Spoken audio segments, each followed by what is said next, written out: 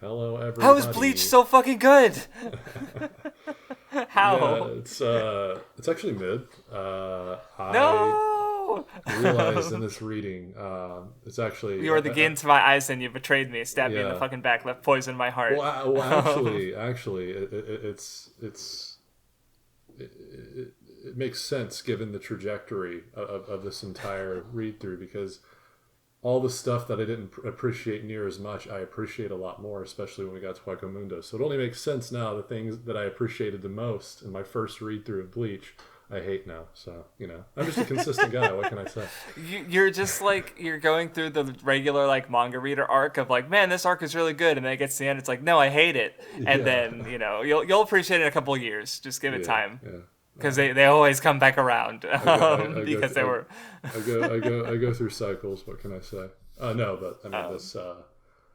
Obviously, guys, I found even more appreciation for what I on the first read through already considered peak Bleach, like the Fate Karakura section.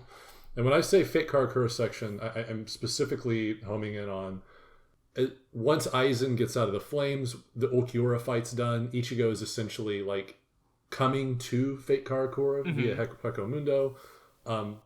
From then on to the end of Arrancar is like what I considered peak Bleach in my first read through. I'm expecting 1,000-Year Blood War at some point in 1,000-Year Blood War that to override, especially if we're talking about favorite fights. I'm expecting the final fight in 1,000-Year Blood War and I guess Bleach to override Ichigo versus Aizen for me, because as of now in this read through, yes, Ichigo versus Aizen is still my favorite fight, better than Ichigo versus Ulquiorra.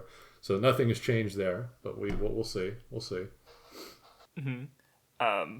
So comments. The first one, I'm not gonna put them on screen because again, there's a lot and they're too big. But Askin left some really big comments that were good. To comment on like just a couple parts is one, I thought it was interesting him talking about the Espada rankings from the context of the fan base, because I really wasn't. I saw some of it from the outside, like I mentioned the Yami being 0. Because I do remember seeing people mad about Kubo trolling with that. And I remember, like, this was when I was on 4chan, and I just really remember, like, this was my most exposure to Bleach, aside from, like, the 20 episodes that I did watch of it, was seeing people talk about primarily Fate Karakura towns, so, the Arrancar stuff. So just, him bringing up like, oh yeah, no, the fan base was really interested in the Espada numbers and cared a lot about it, where obviously like, they're interesting to think about the numbers, but obviously what for me, my main takeaway is that the numbers themselves don't fucking matter, right? So, except for like this, it's what the idea of the numbers themselves represent and how the Espada like respond to them and what Aizen wants from the Espada for that. The other one was, he had a lot of good observations in general. I'm just trying to remember what the one, I had another one that I want to think of. Did you have anything to say about the comment? I do have a question as to what, I agree, a lot of his observations are really good. There were some things I disagreed with, only a couple things. The one that I got a question immediately though is, he mentioned something somewhere, I don't remember in what comment. He mentioned Yami was obviously affected by Ulquiorra's death. Yeah, I didn't get that. I don't remember any from my recollection. Mind you, I'm not looking at the panels right now, but from my recollection, he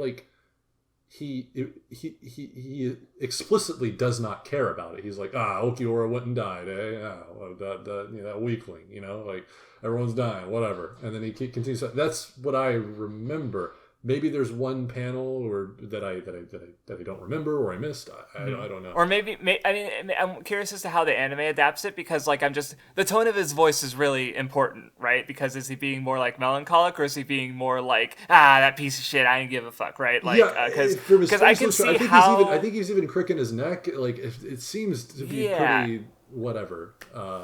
Yeah, because if that's the case, I don't remember the body language, but like that would definitely, how it's translated could really affect how that is, or how it's read out in the dialogue, or his body language, like just because it's that's just how translation works, and just there's so like you have to really understand and really so I'm not saying he's wrong, but I'm not sure.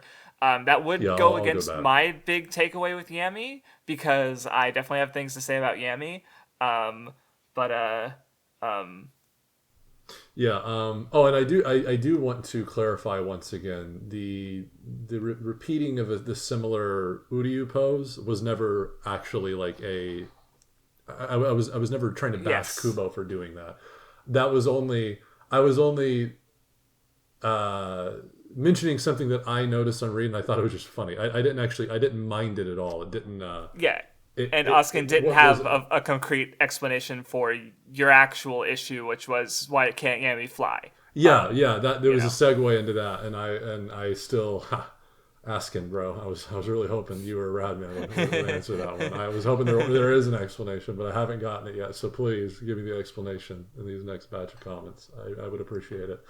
Yeah, I could be cooking, or I could have just I probably missed something, but yeah, that's Yeah, I'm scrolling through the comments again, and again, lots of interesting observations, but nothing. And especially like when I make my videos, I'll probably refer back to some of this stuff, especially because I want to go into each of the Arrancar, so having more to talk about regarding their characters would be nice. I just can't remember the second thing I wanted to bring up specifically. I think I so think that's unfortunate. What I plan to do if I do make a Bleach video is I will pull from some of the stuff here, and essentially what I'll do is I'll say the intro of the video. Some of these observations come directly from the community via our podcast comments, and so if I do make an observation that comes directly from here, I'll just link to the specific podcast, say this comment, and put it in my description, and people can Right, so that way you don't have to like bog down the actual video script with like, oh, this this comment, because that goes against the tone of like how you're trying to present the video, right? I understand. I've been thinking about something similar I do want to credit people for stuff, but at the same time, if I can piggyback off of their take and then make it even stronger with my own perspective, I'm not going to shy away from doing that. So yeah, I will be yoinking you guys as shit, but I will be crediting you for it. Yeah, because the other way I've done that is like I remember in I made a video on SSSS Gridman, and I watched a few other videos, and there was a couple that had interesting observations. So what I did is I mentioned those videos in the video, and then when I got to the actual analysis part, when I built off of those observations, I like used the YouTube cards to show like, oh, here's this video that I'm basically piggybacking off of that point, but I'm not crediting them in that line. But I already mentioned them earlier. But obviously you can't do that with the YouTube comments, so Alrighty, well, the other comments that I noticed. I like Josie's comments because he and Askin both commented on the gluttony thing. With basically, I guess Ulquiorra not just like being greedy to fight with Ichigo, but also keeping Ichigo from helping Orihime was how he interpreted the gluttony, which is possible. Because Askin also had his own take. I just would have to think about it more. And then he also had a breakdown of Zomari's tie to intoxication, which is how he describes like because ecstasy, hedonism, and like intoxication, like I can see how they're all connected, but I don't know the original word, but I can see why there'd be some, because even the Wikia, like the official uses ecstasy, the Wikia has I think it was hedonism, so just a good write up on Somari. And then Chasing Hayes' comment. Yes. So I like this comment because it goes into a little bit of what I described with Kenpachi and Noitora, but he goes more in depth on it. I enjoyed reading this comment. And I was going to say, because he also asks a question, were you going to get to that, or... No, I'll let you go. Yeah, I was going to get to it, but yeah. Okay, gotcha. Sorry. I thought you were like moving away from it. I'm like, no, wait, come back. No. My bad. What do you guys think of the criticism of Uryu and Mayuri not being enemies anymore? It's treated as a joke, and what do you think about it? Because I hadn't thought about it much before, even though I read the questions. I never thought about it much before either, but given what we have in Hakomundo, it's not like Uryu had a choice. Mayuri gave him the ability to continue fighting. Not only that, but very possibly to continue surviving, given how injured he was. So, I mean, the how much agency he had, is going to come into question, because it's like, well, if he literally can't even move, obviously, like if he's going to get helped, he's not going to complain. Even if this is, what is he going to say? Like, no, don't help me. You're an enemy. Don't help me. Like, help my friends. But like, yeah, I feel like anything kind of he could do, swallow his pride. yeah. You know, if it's for the sake of his friends, even if he wasn't on death's door in these moments. But it's not like he went fighting side by side with Mayuri, happy-go-lucky after this, right? Like that doesn't. I don't even think that ever happens in the story after this, right? So yeah. I don't know. I guess I never thought about it just because, like, well, he couldn't even move. Like if someone's going to allow him to move, and it's because he could move, right? That he later, stalls Ichigo enough not to essentially kill. Like he could have potentially killed Orihime for instance, like in his hollow form, but Uryu was there, right?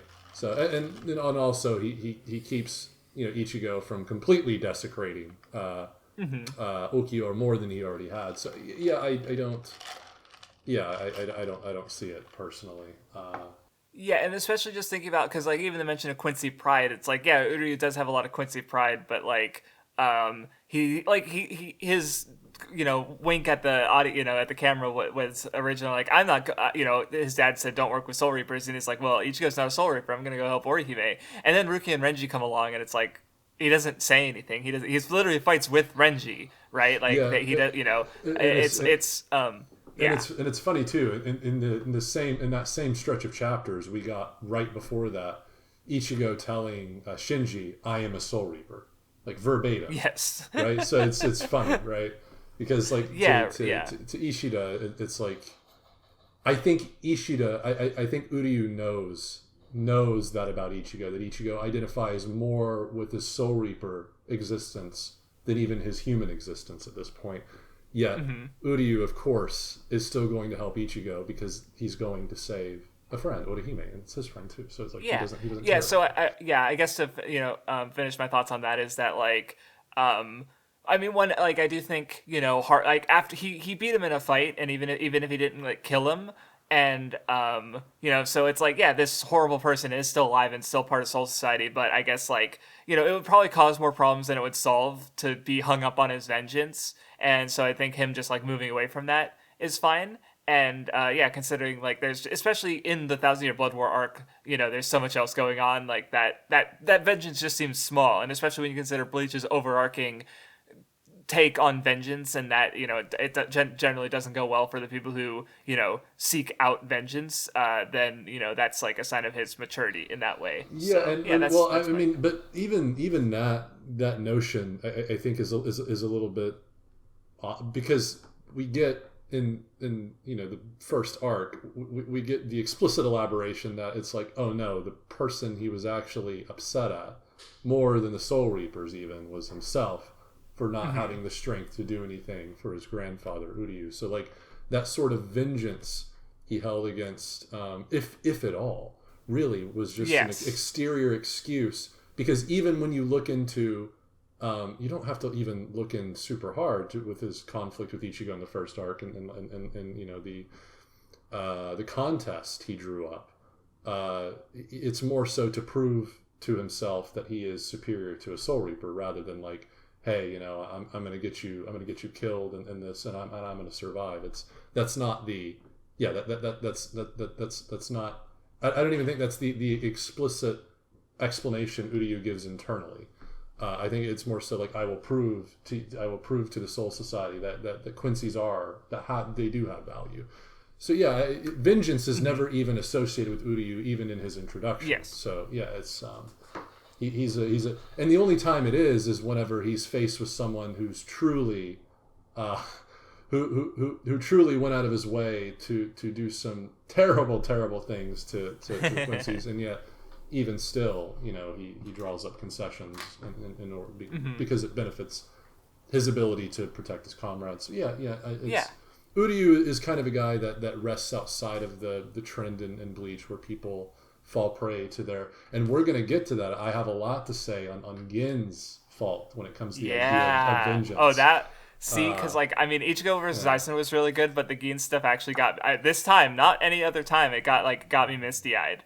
Nice. Yeah, it's really good. I like it. I honestly, I don't think I got anything brand new from this, because actually a lot of my observations I actually remembered. Oh yeah, I thought this the exact same way when I first read this, and I picked up. I also had a bunch of those. Yeah. Yeah, I picked up on some implicit stuff, especially in the flashback, and I was like, oh yeah, I remember me thinking this. Yeah, that's cool.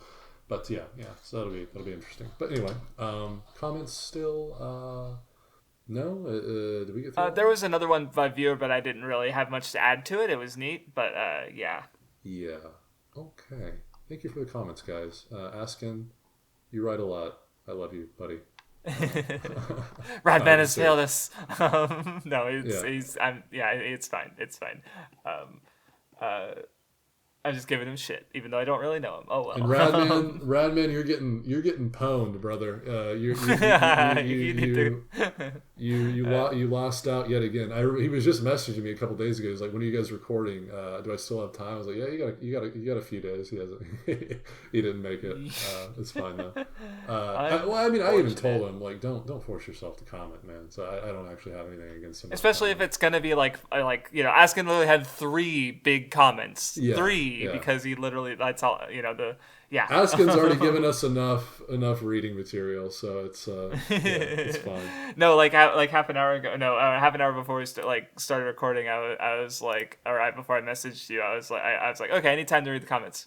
Okay, I read the comments. Like it took like 25 minutes to do all the readings. So yeah, it's good stuff, guys. It's a lot. I mean, Bleach fans, Kubologists, not just Bleach fans, but Kubologists, they know their shit, and they will yap about it in a good way. They will yap about it. So thank you guys for yapping. All right, Bleach. So where do we start? Is the question. So Hitsugai is still fighting Halibel, and we got Soi Fon and versus Barragan. And then, of course, you also have Kyoraku versus Stark. So basically, you have the final Espada fights are all going on. Because they're all kind of happening concurrently. Like, it tends to bounce between them. So these fights, I already really enjoyed on my first read-through. And in terms of the observations I have, not...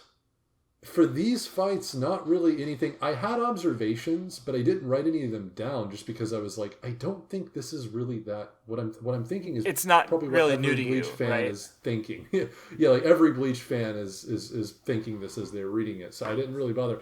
All I'll say is, on the other hand, I do think I mean, at least for this podcast, like maybe like that's your perspective on Bleach fans, but it's one of the most popular manga like in the world, right? Like you're talking about a lot of people are just gonna be like, yes, Barragan versus Soi Fon because even death can die, right? Like he's he even says that death comes for everyone, but so it shouldn't be a surprise when people were mad about that. People were pissed off because they thought it was Kubo trolling when it's actually just like perfectly meaningful and makes a lot of sense. Really? Right? Oh man. People, yeah. Well, I mean, that makes. I mean, obviously, not every. Yeah, there's going to be Bleach fans who are not. Well, and people reading it weekly at the time it was coming out who weren't Bleach fans, but it was a popular manga, so of course they're going to read it, right? Especially considering the time period where like fan scans were really. I'm sure you've seen some of the old One Piece fan scans, like Bistromi Bear. And the Tahito la Lula Flingo, like back when Kuma and Doflamingo were first introduced, right? They could be trash, and like things have gotten so much better, especially now that you have like full on official releases for a lot of series that don't or would never get translated for years. I've had. Hitman Reborn is another series. It's a series that was like popular enough at the time it was going to get fan scanned, but it never got an official release, so a lot of the old scans are still bad, right? So that was definitely part of like in some cases what could have been misunderstandings or things, but also just like at the time you just don't have it. Like nowadays you can go to Barnes and Noble and get fucking manga for years, right? Like because there's just so much manga, there's so much more releases, so back in the day everyone was probably just reading everything they could because at the end of the day it wasn't the volume of what we got in English was not that much, right? So just explain why people might have been reading Bleach when they didn't give a shit. So yeah, no, that makes sense. I mean, and I think to a degree that still happens just with popular things because people really want to be in on the conversation. I mean, I fell prey to So. that recently with JJK. I knew it was probably a losing fight as soon as I started, Mm-hmm. yet I tried, and I tried because of my community, and I eventually finally was like, guys, I can't anymore. So I understand. I understand. Yeah, yeah. Um, And But you also aren't on a big platform making fucking terrible observations and points on it that are going to harm the discourse for years to come. Well, I mean, I probably did. I mean, I probably did overlook a lot of cool things and didn't give it the credit, some credit it was due. I mean, I know a lot of like people that I love their opinions on several series. Like AJ likes JJK, Radman likes JJK. So of course it's got some merit. You watch my streams, it's probably pretty bad for the discussion, but I will never make a formal video on JJK because of that, right? Like, if you want to see my bad takes, watch my stream. But yeah, I'm not going to make a video because I'm probably going to not do it. I'm not going to be. It's going to be really hard to try and toe the line of the semblance of any objectivity because it's like I'm already going in with a kind of negative perspective, and that's generally not where you want to be when having some holistic take on a series, because if it would be any video, it would be just the video on my perception of the entire series. But yeah, whatever. And fundamentally, it's just so much more fun for me to talk about things I like rather than dislike. Yeah, of course, right? I hate talking about things I dislike. It's just like, well, which some people love talking about things they hate, right? Like that used to be me. I made a whole 7-part video series about why I think Fairy Tail is bad. And it's all bad. The bad videos, like but I had fun making them. So yeah. Well, there you go. Yeah, different strokes.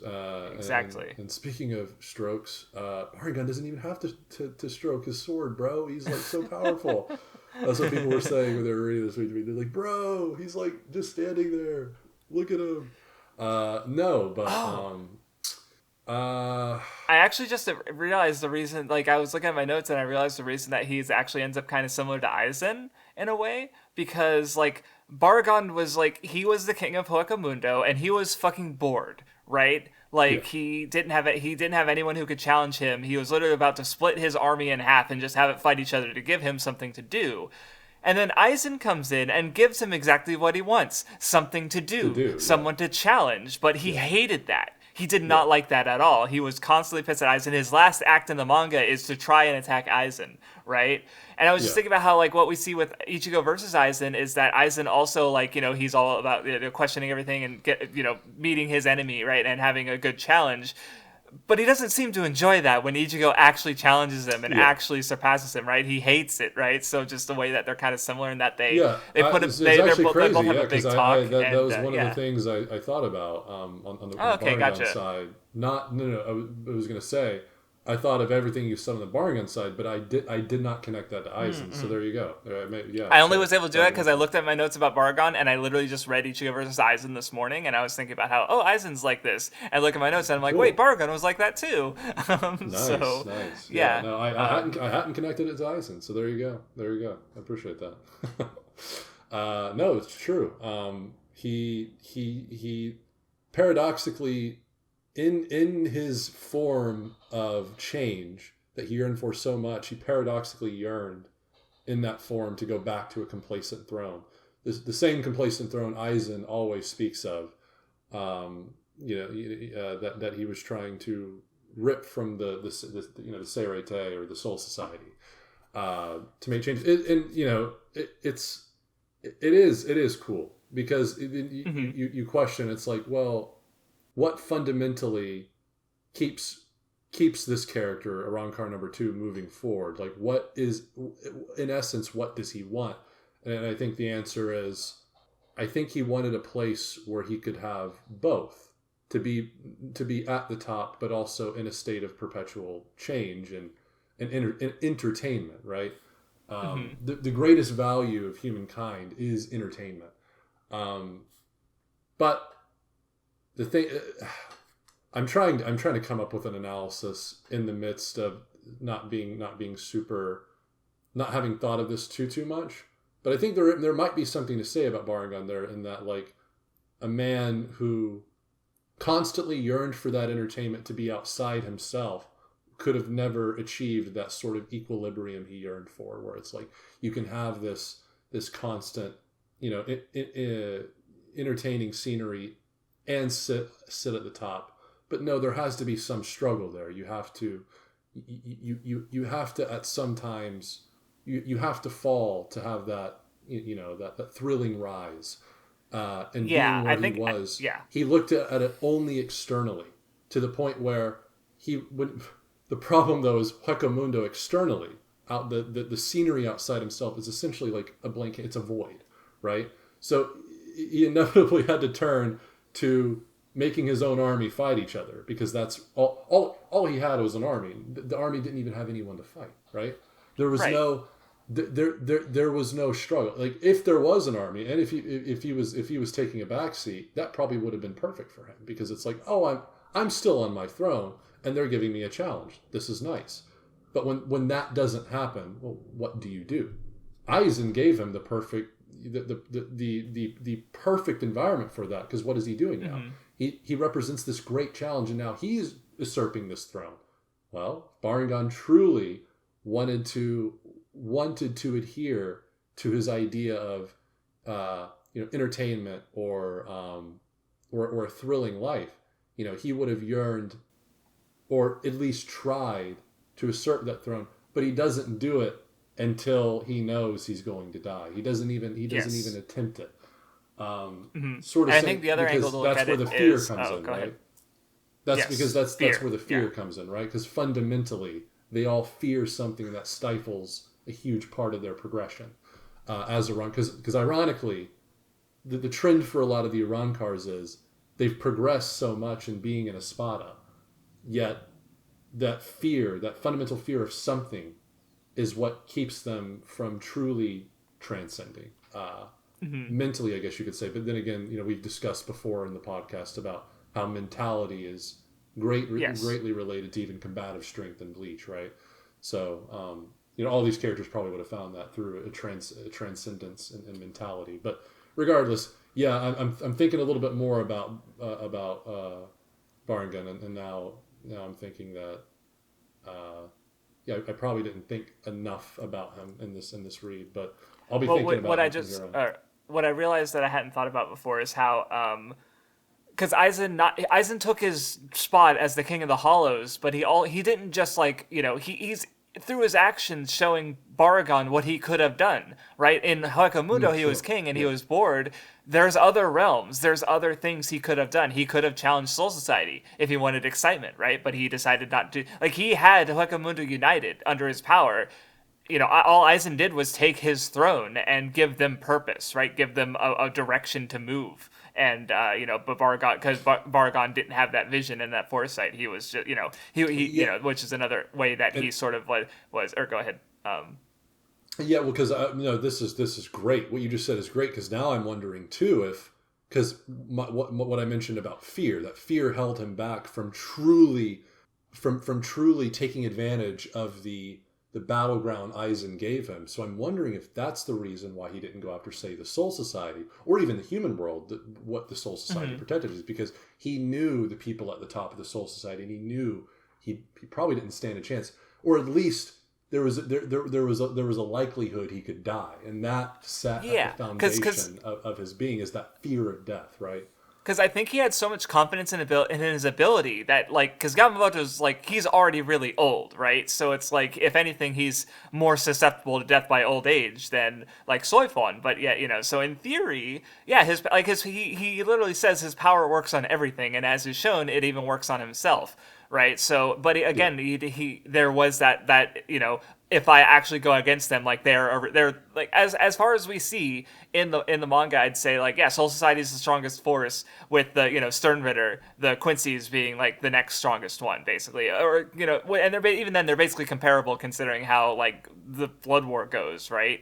And even then, Soul Society's really only make up the difference because of forces outside of Soul Society working with them, right? But Barragan didn't even begin to challenge them, so. Interesting. So another one I have to say. I think the chapter title "Spit on Your Own God" is because not only does that fit Barragan, with like, because he, Aizen is his god, and Barragan has no respect for him. Thus, spit on your own god. But I was also thinking about how it even kind of works in reverse, in that Aizen intends to transcend death and become immortal, right? And in fact, he does achieve immortality. But so in a way, he's the one spitting on Barragan, right? Like on his idea that everything dies because Aizen's theoretically immortal. So this last one is less about Barragan and more about Soi Fon. I just noticed how. Because she says her bankai doesn't suit her because it's a giant weapon. It's not stealthy. It's not fast. But I was just thinking about how because obviously like her bankai it's also the fact that she's achieves it means she's have some level of self-understanding unless it's incomplete. I don't remember if that gets followed up on, but I was just thinking about how it's like what that might represent. And the two potential options I was thinking of is one is that maybe because she's developed a lot of her like abilities because she respects Yoriichi and is following in her footsteps, right? Mm-hmm. So maybe the bankai being really different from Yoriichi's skill set is because like that's her path is something different, but she's been too deferent to Yoriichi. The other thought I had is maybe because she's trying to stand out to Yoriichi that she made a weapon that's big and noticeable, right? Well, actually, like, it's crazy that those are the two plausible things you bring up, because I actually had an observation on this too that's very similar to your first one. Oh, okay. I was thinking that because we don't really get there's a lot of things we can see as implied. One of which is that both Yoruichi and Soi Fon were born into their positions, essentially, right? But Yoruichi eventually sees a path that is more conducive to her way outside of that. Whereas Soi Fon sort of, continued on the path she was born into. And not only that, but, had this, she almost despised Yoruichi for how frustrated she was for her, the former person she looked up to, for walking away from that, that great privilege they had, that they were born into. But to Yoruichi, of course, if it gets in the way of her own individual volition, obviously, she's going to deter from it. But whereas Soi Fon, that's all she really knows. So to me, it's kind of a showcase of like, Soi Fon, if you had chosen your own path, perhaps this is where you would be. This is what's more attuned to who you are, and yet you're constantly adhering to a position that you were born into, rather than looking at your individuality. Is what I was kind of thinking of whenever I was reading these chapters. I don't think this is ever expanded on. She's another one of those characters. Yeah, but that would be cool, because I was thinking this while I was reading it, but I don't know if my interpretation is gonna. I don't think it, from my recollection, that she's another character where I'm just like I'm trying to remember what she like what her major things are after this arc, and I do not recall off the top of my head. So because it'd be in the 1,000-Year Blood War. But because I was thinking, because she's all about stealth, and she's adhering to her position way more than Yoruichi, ever would. Especially because at a certain point, Soi Fon's Yoruichi, her great love for Yoruichi even overrid her, her adherence to her position even. And with Yoruichi gone, she essentially took all of that admiration she had and invested it in her role to try and surpass that failure of a person she now sees in Yoruichi. But it is all correlated around this position she was strictly born into. But the one person she found... Oh, now I'm connecting the dots even more. The one person that symbolized her little bit of individuality, that admiration she found for Yoruichi, that speaks to her individuality, is more rambunctious than refined, is a little bit, she is kind of like a rocket in her personality. She does, very inflammatory things. She goads Ichigo with her naked body. She's like a rocket, in essence. She's bombastic. And, and that's the person Soi Fon used to admire the most. And what is Soi Fon's bankai? It's a huge fucking rocket. Kind of similar to Yoruichi's whole personality. Now, so yeah, I'm thinking about that a little bit more in my line of reasoning. But I kind of wish now Kubo was really pushing this direction more. But yeah, I don't think that's going to lead anywhere. I hope it does. Maybe I'll see something in 1,000 Year Blood where I'm like, oh hey, look what I said's true. But we'll see. I doubt. Yeah, we'll have to. We'll see. I was gonna ask so regarding there's also a Hitsugaya and Halibel. Did you get much of Aizen sacrifices Halibel, like he makes her theoretical fear of sacrifice like true, but because he just like, oh, you guys kind of suck actually, and then he cuts her down. But I don't know. Did you get much out of the fight regarding Hitsugaya or Halibel? Because I've always struggled with this one. Yeah, now that you're mentioning Hitsugaya, I wish I would have thought more about Hitsugaya's relevance to it, because essentially all I was really thinking about is what you were already talking about in terms of where Aizen plays into that. Her whole motif is sacrifice, whereas Aizen doesn't even give her the opportunity to sacrifice her in any meaningful, or sacrifice herself in any meaningful way, right? He discards her rather, and says, "You're not even necessary. You're not even a chip on the board anymore. Your sacrifice isn't necessary," right? So he because of her loyalty and her faith in Aizen, she is yet another byproduct, as we've seen with all the Espadas that have gotten taken down in Hueco Mundo. Because the other thing of note about Halibel is that she's one of the only Espada who survives. I'm pretty sure it's just her and Grimjo. Like they're the only ones we actually see going forward. So yeah, and Nell, of course. And Nell, thank you. I mean, yeah, she is. You're right. She is she's a former Espada. Because as far as former Espada go, I believe it was mentioned that we'll see some of them in Camp for Your Own World, because they're like a Dordoni and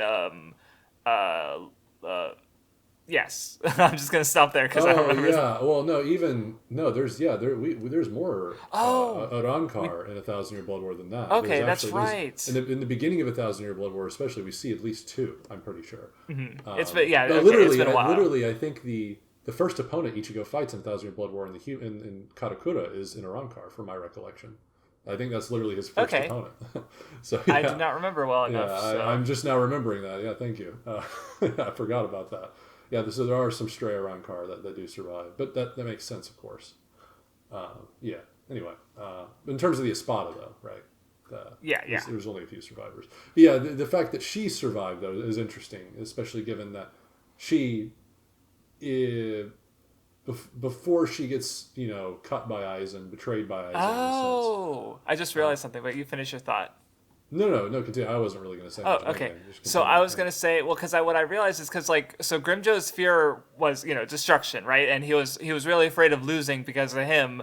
Losing meant it was all over, right? And he lost Ichigo, but he survived. He, losing wasn't he wasn't destroyed, right? Like he met his fear, but he lived past it because, where with Halibel, she was sacrificed, right? But she lived. She was, it wasn't the end of her world, basically. So I was just observation where in the case of the others, they obviously even if say I'd say Ulquiorra, he overcame it, his whole thing against the heart. So he did realize it, but he also died, right? So it's not like a binary thing, but just like something I noticed in how the two were survived. I mean, I guess you could also argue that Ulquiorra, his heart survived. Even though I don't think he's really mentioned after this, but there's no way Orihime forgot him, right? Yeah, even Halibel's fate, though, after this, from what I remember, 1,000 Year Blood War, she's immediately, as soon as she becomes the new king of Hueco Mundo, she's getting chained up by Yhwach and the Quincy's, and I don't remember if she even survives that ordeal. She might. I don't remember her coming up again off the top of my head, because I know, because obviously Grimjo helps during the final encounters, but I don't remember. Maybe that's even a novel that kind of bridges that gap. I wouldn't be because I've heard one thing I remember hearing about, because I remember one aspect of the 1,000 Year Blood War that was a little weird is that Urahara, because there was the whole thing with his fight and it ends with like a big explosion, and it's like up in the air who's could have like they might have all died because like Nell and some notable characters, and they just kind of never are mentioned in the manga again. But apparently in Can't Fear Your Own World, it's mentioned that they survived. So I just remember that being one of the things I had an issue with, and someone said, "Oh, it's explained in the novel," and I'm like, "Okay, so maybe the novel will bring up other characters." So yeah, that'll be good. Nice. Yeah. Okay. Yeah, Halibel was versus Hitsugaya was cool. I wish I thought a little bit more about Hitsugaya. If I did, I probably would have come up with at least one detail. I do like Oskin's observations about how he's so like like he has a lot of angel motif things, or even just like he's like, or even he's also like the next generation. Because he's a kid, so he's right. He represents the one who's going to like. Because he's already a captain at his age, right? I can see him potentially reaching a higher position in Soul Society as he gets older. So I just remember like Oscar pointing out how like Aizen, especially like, considering the Nietzsche Christianity thing, like he would represent something that Aizen doesn't like, and even his maturity, like him see like the world is built on lies, and it's like, well, yeah, but you're still getting fooled like everyone else. You're not above it all. Which, by the way, probably my favorite Hitsugaya thing from this reading is I love when Hiyori and the other Vizards come in, and because she's the most childish one of the Vizards, and so she starts arguing with Hitsugaya, and he's trying to be exactly. It's so funny. I love that interaction. He finally, with Hiyori, he finally gets to act his age. It's great. Yes. Yeah, no, and now that you're mentioning, it is true. He is probably he's an unprecedented prodigy, because even Aizen, a fellow prodigy, I guess Gin, but even Gin, I don't know if Gin at Hitsugaya's age was able to become a captain, because Gin is obviously older than Hitsugaya is, and Hitsugaya's a captain, and Aizen as well. Aizen was older than Hitsugaya is now, and he was still only a vice captain, but he was keeping a lot of his power. He did specifically mention that he was keeping like he was appearing as one of them because he didn't want because obviously if he just revealed his full power, because I love the mechanic of how if the power level is too high they literally can't perceive it. Because I love the way that factors into Ichigo and Aizen. He did mention how he had to keep his level lower to not appear that way to others, because otherwise it's likely that only Yamamoto would have like actually been able to. No, actually, no. Even then, no. Well, okay. We know that Ishin, Urahara, and that group, they couldn't perceive Aizen's level, but he was also growing in power at that point. So shit. What was I gonna say? Fuck. I was gonna say something else too. Relevant to Hitsugaya. Yeah, no, because that comment made me think a little bit more too about, because Aizen's play is really sick, and it's like really but when you look at it that way of like his sort of, he probably did have some hidden disdain for Hitsugaya, because literally, man, even after all he did to Momo, and that he makes Hitsugaya stab her, it's like, holy shit, this guy's, oh my god, why is he? It's crazy. The kind of the mental shattering he does to this little fucking kid. But when the comment put it that way, I was like, oh, that makes a lot of sense. Why he would really not like Hitsugaya. Yeah, because he's like the exact opposite again. Another insane child prodigy, but that walked with Aizen. That for at least for my Actually, that comes into question too, because Aizen does even mention at the end of this reading that he always knew Gin would. But at what point did Aizen discern that is the question. Was it from the start, knowing Aizen? Probably. I don't know. It's interesting. It's really interesting. Mm-hmm. Did Aizen simply not have any disdain for Gin because Gin was interesting and his volition interested Aizen? It was one purely out of revenge that we see time and time again. Did Aizen truly know why Gin was doing what he was doing and why Gin would eventually betray him? Now that, I think, is the question. I have a take on that, but we'll get there. Nice. I can't wait to hear it. But before we get there, since I mentioned the Vizards already, because I remember when I read on the Nen show, because some people were commenting about how they're like useless or whatever, or because they don't do much, I think was the comment someone left, and my retort was that because I don't care because they're fucking cool. Like, and I still kind of agree, like, because even outside of that, I think, like, even with, like, the few scenes we get of them, like, they have such fun characterization, like, they're playing off of each other. You know, their designs are cool, like, you know, just they just come in, kick a bunch of ass. Like helping in the battle, taking down enemies. It's not like they're not doing anything. Like they but they're not doing enough, I guess, right? For some people, like they're not having their own individual, because that's what this fight arc needs: 11 more fights. Jesus you know, Christ. Yeah, I would be a hater if that were the case. That's the thing. Yeah, no, I had no problem with the Vizards in this arc at all. I thought they were really entertaining too, and especially what's her face's exchange with Shunsui was amazing. Oh my god, I love that exchange. Elisa, when she comes in and just like looks at she's like, I know you're fucking around. Yeah, they don't have much dialogue, but like there's a recognition there anyway, and it's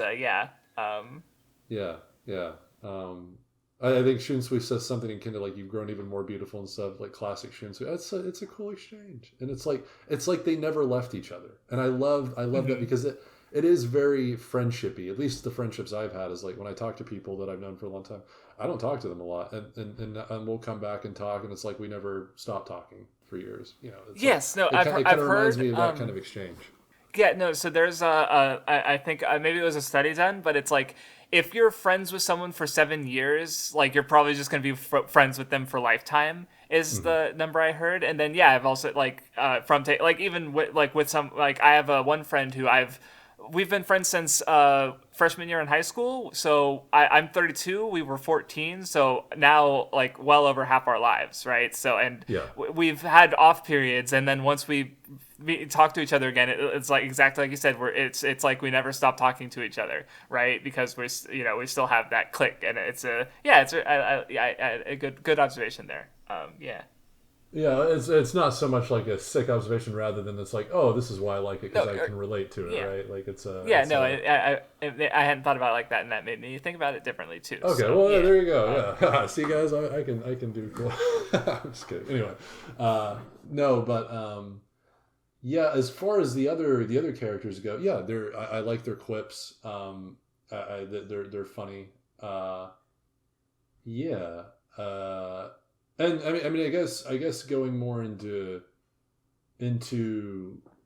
the Primera Espada, Stark, because that's he sort of gets, that's how he gets vanquished with the team up with some of the Vizards. All of them, but Halibel does, because even Barragan, the fucking probably the most impressive guy. Which is surprising, given the way it's set up. He seems almost the least impressive, but he does the most impressive thing out of all of the cast.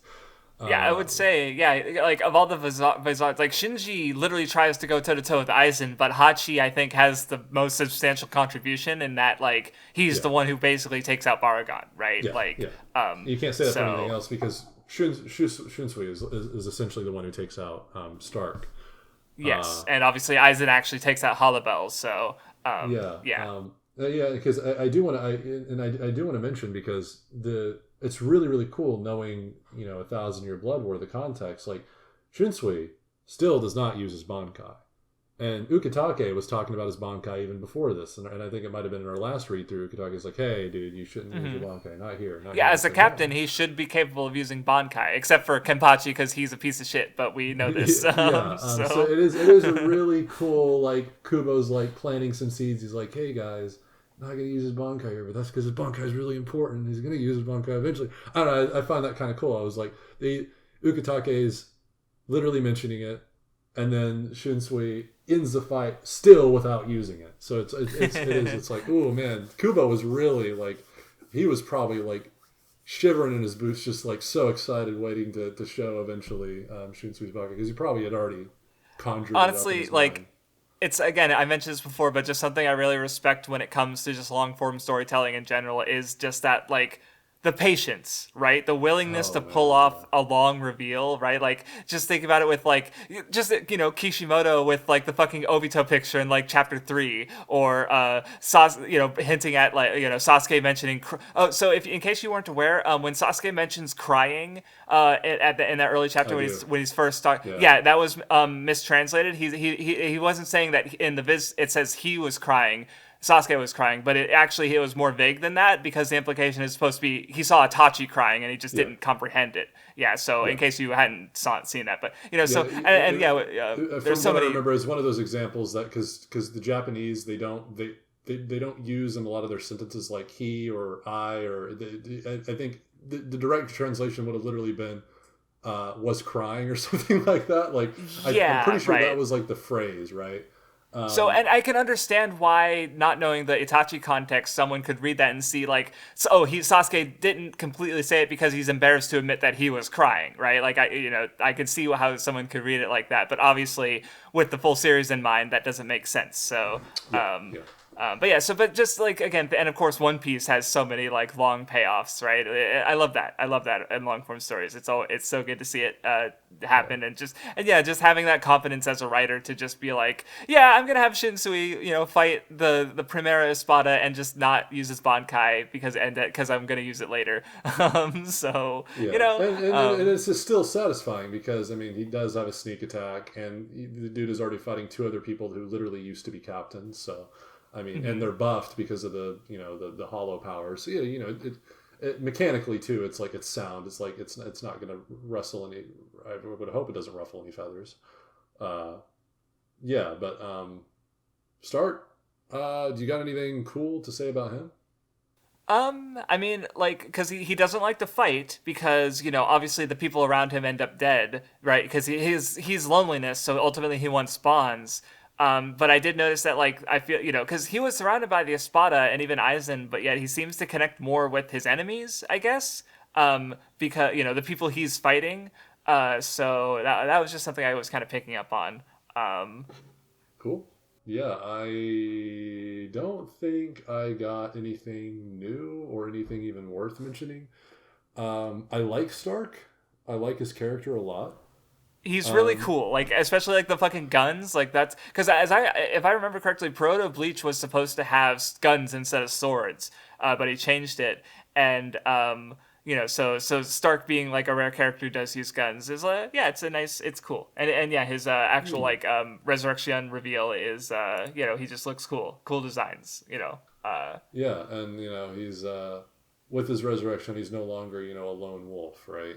He's got a bunch of wolves around him. And it's like, oh my. Yeah. Oh, also, I like when Ukitake is fighting. I think Lilinet is his the second half. At the start of the reading, and she's like trying to attack him, and he's just like he's basically training her, but you're doing it, and she's like crying. Like, it's so funny. It's cute. It's funny. It's great.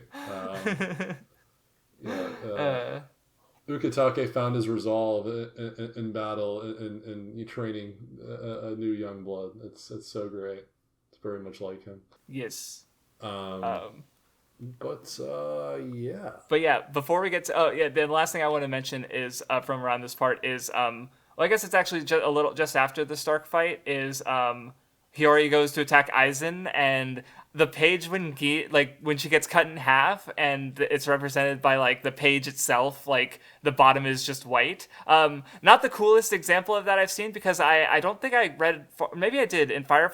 Have you read Fire Force? Oh yeah, baby. I love. Yeah, but I've seen some of the way that like the paneling has worked with the sword slashes in that. I don't remember if I read that far or if I just saw it out of context, but it's really cool, and this kind of reminds me of that, but in a simpler form. That is like example 1 out of 1,000 of Okubo doing crazy cool shit with fight panels.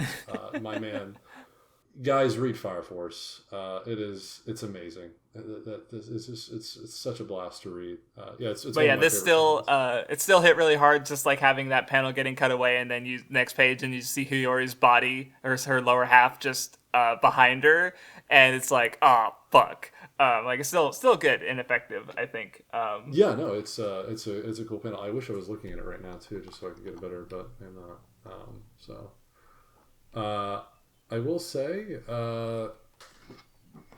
No, yeah, I don't really have much to say on Stark. The only thing, it's just a bunch of like, yeah, I like his loneliness motif. I like how it connects to Aizen, but we've already even covered that in the previous Yeah. podcast before. So it is what it is, as they say. So just know, guys, it's not like I'm brushing over Stark. I think Stark is a good character. I like him a lot. There's just not much cool new things to say from me. So One thing I always forget apparently is because after each fighting Ulquiorra, Ichigo he just goes down there and has a brief fight with Yami again for a bit before Kenpachi and Byakuya take over.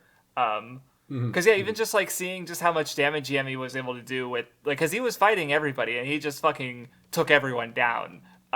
Because obviously they were all weakened after having fought Espadas of their own, and then number zero comes in and he just wrecks house. But yeah.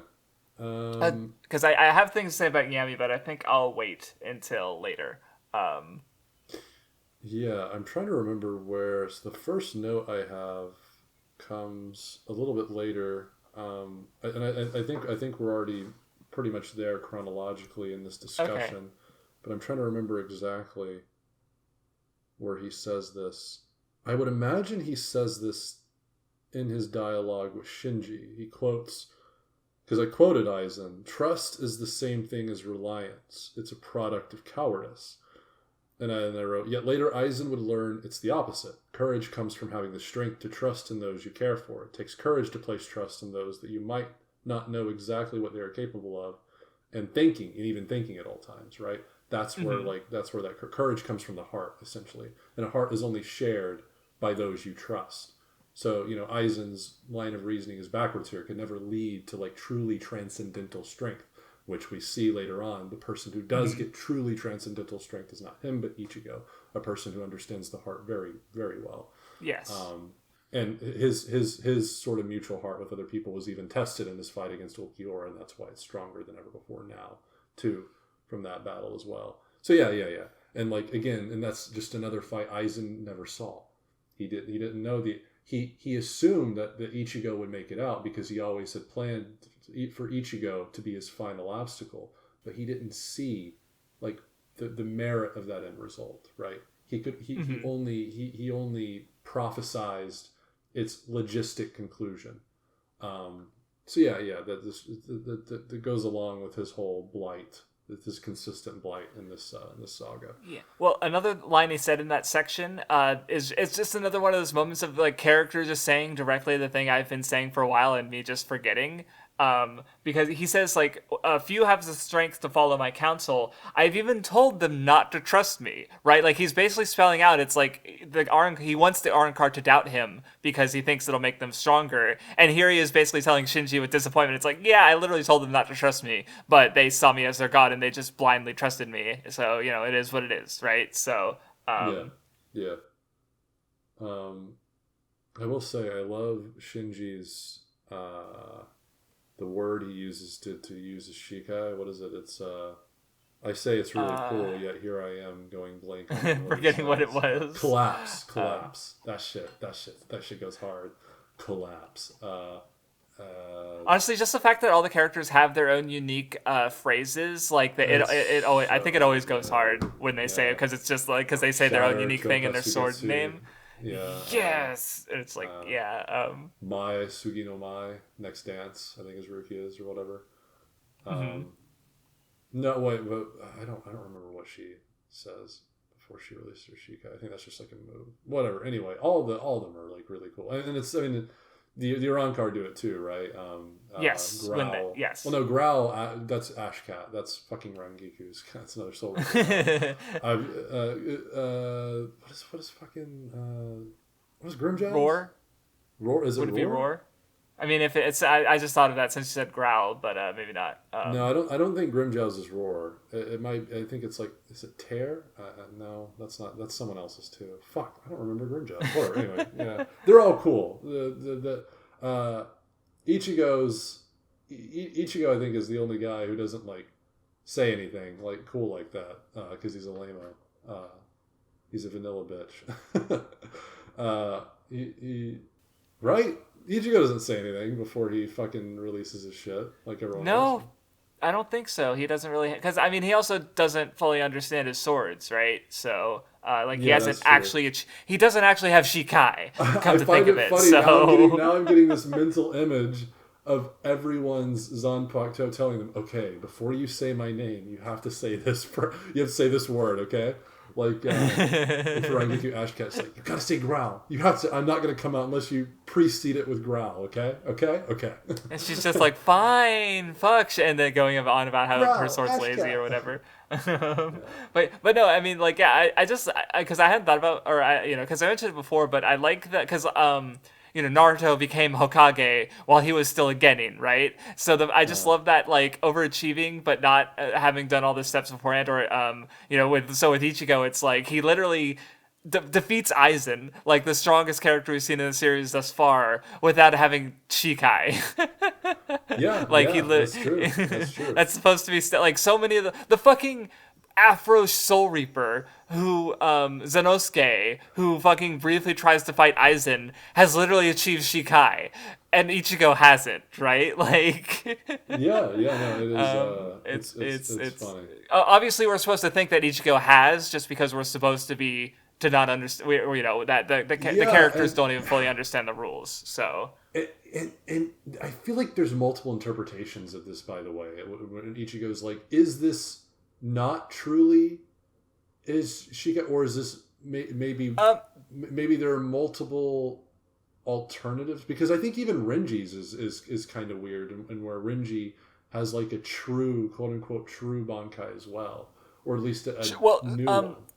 Characters having unfinished bankais isn't unusual, because even Hitsugai even mentioned that he knows that his bankai is not complete. True? Right? That is true. And where with the Shikai it's a little different, because I believe it was Yoriichi or Byakuya, one of the two, earlier mentioned that the idea of permanent release Shikai, but later on during Thousand Year Blood War, I'm pretty sure Byakuya mentioned how, I don't think permanent release Shikai are actually a thing, because as we find out, like, the two characters with quote unquote permanent releases are Kenpachi and Ichigo, and they both get their actual Shikai in Thousand Year Blood War, and they both have unique circumstances around their sword, right? So maybe this is just another product of Quincy shit, like Radman pointed out.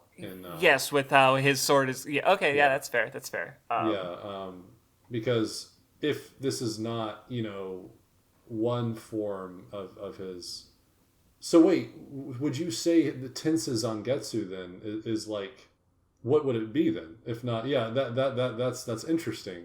What would this still be another example of each? Because I'm pretty sure I had this conversation with Radman, and the conclusion I came to, I think, was actually pretty cool, but I don't even remember what I said. No. Fuck, I wish I would have written it. Yeah, and I was like, wait, maybe. I was theory crafting. I was like, what if this? And then Radman was like, I can see that. I was like, I can kind of see that too. I'm forgetting what I said now. Fuck. It might have been actually way more simple than I'm thinking it is, but because I don't necessarily think it's.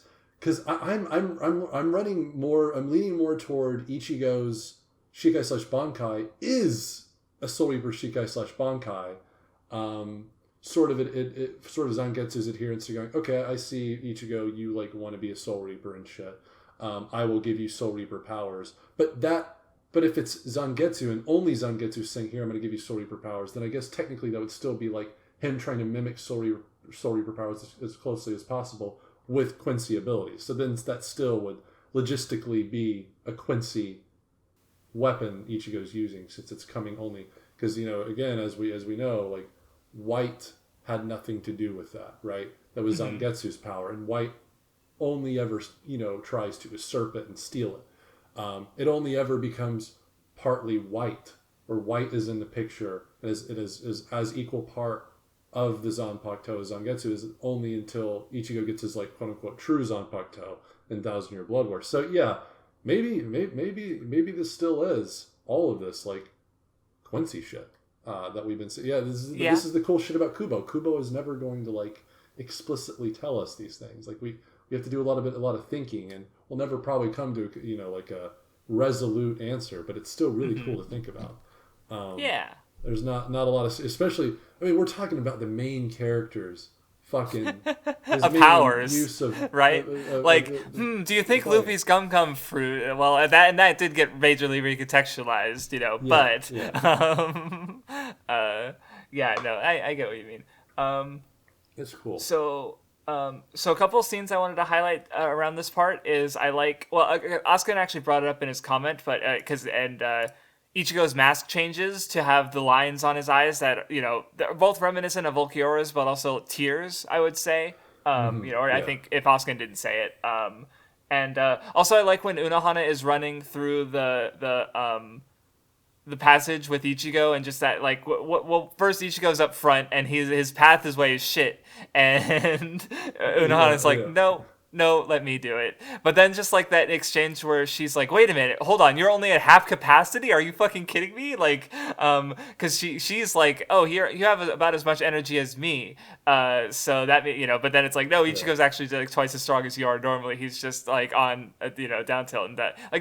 I love just moments where character understands the capacity of another one. Actually, Crash, Unohana did not say he is near equivalent with her. She said a captain, okay? Because Unohana is actually one of the most powerful captains you see. That's why true. She didn't You're say me. right. Because this is foreshadowing to when Unohana is going to be the previous. Okay, you can stop doing the voice. Or I'm going to smack you.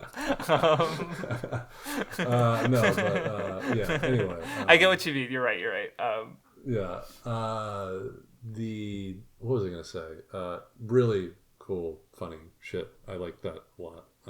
Because more soft foreshadowing to Unohana being the Kenpachi, and that, she's scary. She's like, hey, motherfucker, I'm walking in front.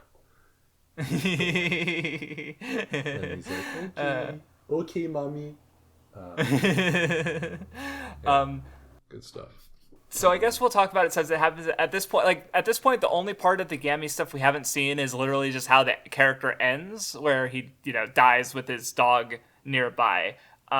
So what do you have anything you want to say about the Yami stuff? Okay. I actually did say something, but it was just like a question mark. It's like, what did Kubo mean by this? I literally wrote that. Okay. What did Kubo mean by this? I didn't do much pondering on it because I was thinking about so many. Okay. Because I was going on that particular day when I wrote this. I was going on a huge binge, and I was already writing so much shit. I didn't really want to write too much about that. So this is I kind of already had forethought thinking about Crafts is going to carry this section because I don't doubt. Yami, my favorite character in Bleach. I just thought maybe because you'd already been thinking a lot more about the Espada, and especially in their relationship to Aizen. So I was like, maybe I was going to leave it up to Crafts. I didn't want to bother with it that night, honestly. Okay, so so how Yami fits with the other Espada in that because as they all are kept from having bonds in part because of their aspect, right? So if Yami, his poem is hold on, let me look up his poem because it's I know which volume it is. I just need to pull it up. Because Yami was literally the character who I was he's making me think more about Aizen and Bleach and all that stuff. So who would have known? So anyway, the poem is "Take back what was lost, bone or blood, flesh, bone, and one more thing." The one more thing is what would you put next to blood, flesh, and bone as far as body parts or viscera? What's the most important one they didn't mention? Heart, right? The implication take back what was lost, the heart, right? So tying that to his anger keeping him away from his bonds, he's because he even there's a line he says because it's around when Ichigo's fighting him, and he notes how he doesn't give a shit about Ulquiorra at all. What does he say? Because first he one thing he says is that he notes how Orihime cried more for Ulquiorra Orihime cried more for Ulquiorra than he did. But specifically the line he says Yami says is Grimmjow, Noitora, Ulquiorra, they're all trash compared to me, right? Like, he has no camaraderie, like, he's even angry about the fact that his power, like, he needs to build up power. Like, he's number 10 and he's 0. Most of the time he spends inferior to people he knows he can be stronger than. He needs to be angry at them to get that strength, right? Like, when fighting Kenpachi and Byakuya, he reaches his peak form, and he's like, oh, I've never been this mad before. Like, he's stronger than he's ever been, right? So, but the contrast there is, I love fucking Kenpachi and Byakuya's back and forth, because they're being rivals, right? Like, they're literally like, they're expressing anger at each other. Yet, like, in a way, I mean, when I first read it, this reminded me of, like, Luffy and Zoro with Mr. Five and Miss Valentine, where you just have, like, these two strong guys are gonna fight Luffy and Zoro, and then Luffy and Zoro just, like, they're fighting each other and, like, defeating the two of them, like, secondarily, like, they're just afterthoughts, and this has that same energy, except it's fucking Yami, right? They're just like, you're in our way. So my takeaway there is that they show anger at each other, but it's part of their bond, right? Like, they're not cutting off a bond for their anger; they're forming a bond for their anger. Like, that's why they're the sort of thematic opposition to Yami, because they're not held back by that. Like, if anything, their rivalry makes, not even just with, even they both have a rivalry with Ichigo as well, right? Because they both lost to Ichigo.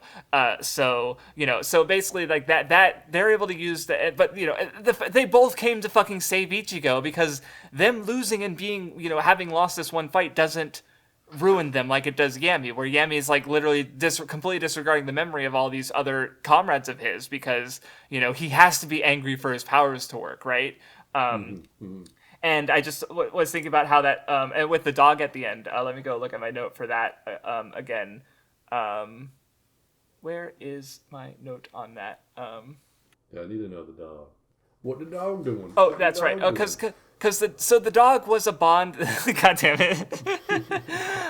Because basically that was a bond. If anything, because, like, he's literally, like, dying on the ground, and and the dog was the one who like was the last one he talked to, because the dog wasn't pushed away by him, even though he tried to push everyone away. So, in that way, the dog, I see that as, like, basically a representation of his unfulfilled bonds that because like, I think all of them wanted a connection, but because of their issues, none of them were able to get that, except for Ulquiorra in the very end, and Grimjoe, I think that's what you were saying, and this is where you were going, but yeah, it is sort of sad in a sense, because in order for him to feel, in order for him to claim the dominance he desires, he needs to get further and further from that camaraderie. Like, he needs to hate, his inferiority, and by extension hate the people that make him inferior, to be stronger than them. So fundamentally, he could never ever resolve those two issues, because they needed to be opposed to each other for him to even garner strength. And I mean, I do think it might have been possible, because, like, Byakuya and Kenpachi show him that it is possible to maintain a connection and also anger at another person, right? Sure. Yeah. But at the same time, they're probably not getting as, like, lividly angry as him. So, But yeah, no, it's just, and the other thing I was going to add is more with Ichigo, because, like, Ichigo's literally, like, again, he's trying to get mad at Yami, but he's not able to build up that emotion, because, of everything that happened after Ulquiorra, and the fact that, like, you're pissed off at losing your comrades that, especially Grimjoe and Ulquiorra, who he's sort of, like, has something of a connection with. But, just highlighting how, like, Ichigo isn't able to build up that level of emotion at this moment, because he's still at his low point for the arc of just, coming off of the Ulquiorra fight. Yeah. Yeah, cool stuff. There's me overanalyzing Kubo's worst character. Let's go. You did him justice. I appreciate it. It's especially because I don't know. Yami's like he's just like, I don't know, a weird character I have a weird fixation on. He's not like one of my favorites, but I definitely think I find him way more interesting than most people. I definitely, because I would imagine. I mean, because you mentioned the week to week crowd. I mean, were you involved in these chapters as they were coming out week to week? I wasn't so my experience with Bleach is I watched the anime up to episode 22, which was about they'd gotten to Soul Society but they hadn't entered the actual, or they got into Rukongai, but they hadn't actually entered Soul Society yet. Like, they were still dealing with Ganju and stuff, and I just kind of lost interest. This was, by the way, I was in high school, or I'd recently graduated, so we're talking like 2007 to, or maybe it was summer break. It was in that, like, around 2007 2009. Okay. I did not read Bleach until the Nen show, which was 2018, I want to say. Okay. So, and then I reread it a couple years later. I forget when I reread it, but yes. So I liked it when I read it on the Nen show. I really came to like it when I reread it myself, and now I'm liking it even more. So, you know. Okay. But Miami realizations were definitely after that reread. I was gonna say maybe it comes from. I would imagine people's, like, especially week to week, they might have been butthurt because they're like, Zero. Stark was number one. What the freak? No, but Yemi sucks. He's lame. And the fact that, like, because he's not a character, like, because Stark is cool. He's got guns. He's handsome. Yemi's ugly, and he's angry, and he's a big guy. Like, you know, he's not an aesthetic character, jobber, bro. Right? Exactly. And even as Zero, he kind of is the job. Like, we don't see his fight. Disregarded. Yeah. He's off screened by Kenpachi and Byakuya. Yeah, he's literally not it. But I mean, I think what we get is like it's enough, right? Like I don't, and it's almost as if Kubo is just like spitting in the face of the number scalers. He's like, hey, listen, maybe you need to think a little bit more about the numbers I put out, guys. Yeah, considering like the fight against the Zero at the Espada was it was the one that mattered the least, right? It was the closest to Zero in importance, you could say. So yeah. All right, now but yeah, and again, especially like, again, as I mentioned before, it's specifically with Yami, like just connecting the 10 to the 0 to Aizen's ranking of fears, and the fact, you know, that was huge. So, you know, so he's just like, he's a character I think is neat, but he also like opened doorways to me for understanding more of Bleach. So yeah. Nice. I like him. Epic crafts lore. I appreciate that story. Flea claps for the. And yeah, people being pissed off about him really stuck with me apparently, because that's one of the things I remember from the Bleach discussion at that time of the fake car Kuratown Arrancar discussion of people being mad, because I just remember like seeing the page of the 10 becoming a 0 and people just being like green texting, like there's, you know, what did you think the numbers went, why would you think the numbers went from 10 to 1? Like, because Aizen says shit like that, right? Like, so Kubo trolling, you know, like it stuck with me. I could not forget it. I wasn't using Kyoko Suigetsu. Exactly, that kind of shit drove people insane. And it's like the kind of shit I love about Bleach, bro, because I'm telling you, some of these, some like panels like those, it really makes me think of sound effects or like songs. Like I was jamming out in my head to the fucking treachery theme. Yeah, and especially just like, you know, I like when stories, like I love a reveal that changes how you think about like a character or the whole series. One of my favorite manga, Plunderer, literally does that every chapter or two. Literally every single, like, that manga is fucking insane, in part because every fucking moment it majorly recontextualizes like one thing or everything. Like, it is an insane read. So I like it. I might want to read it, because that's like very much kind of, I guess Kubo does the same thing. That's very much the story I'm writing. I would really love to see your take on Plunderer, because it was... my suggestion is read the first 2 volumes, which is the first omnibus, in one sitting, because not that I don't think the beginning is good, but I think at that point is the moment where everybody goes, what the fuck, I need to read more. So that's been my experience with it. And the anime isn't good, so that's all you need to know. Alright, so we'll take that into account. I like manga better anyway. Well, I do like anime, but generally my preferred medium is manga, just because there's a couple different reasons for that. But there's a lot of strengths to it. I like both, for sure. I tend to lean towards manga as well, but there's also some really good anime adaptations that I like, and also anime that I like. So yeah. Same. Anyway, where were we? We were on. We're now going to go. I think to we're getting Aizen to the. Going. You guys all die. Bye bye. I think we're on the Tosen fight. Tosen. Before that, I almost skipped over some important shit. I'm sorry, Tosen. Really good fight. Yeah, I really like the Tosen stuff. Yeah, I think I might have had at least one though. Oh yeah, I did. I put Tosen and Soul Society. I walked the path least soaked in blood. Given what we know about his revenge motive in Arrancar, this seems contradictory to his the words back then. What if the meaning is that he sees Aizen's new world as a place where the same treachery that happened to his friend cannot exist? Although this too would be ironic since he had to commit treachery to be in his current position. Okay, so there's more of like a pondering than anything else there. I was wondering about, but I guess that's a cool thought. Not much there, but yeah, because I mean everything else in that fight, I don't really have anything new to touch on. I touch on it, I think, even a little bit in my one Bleach video, but it's good.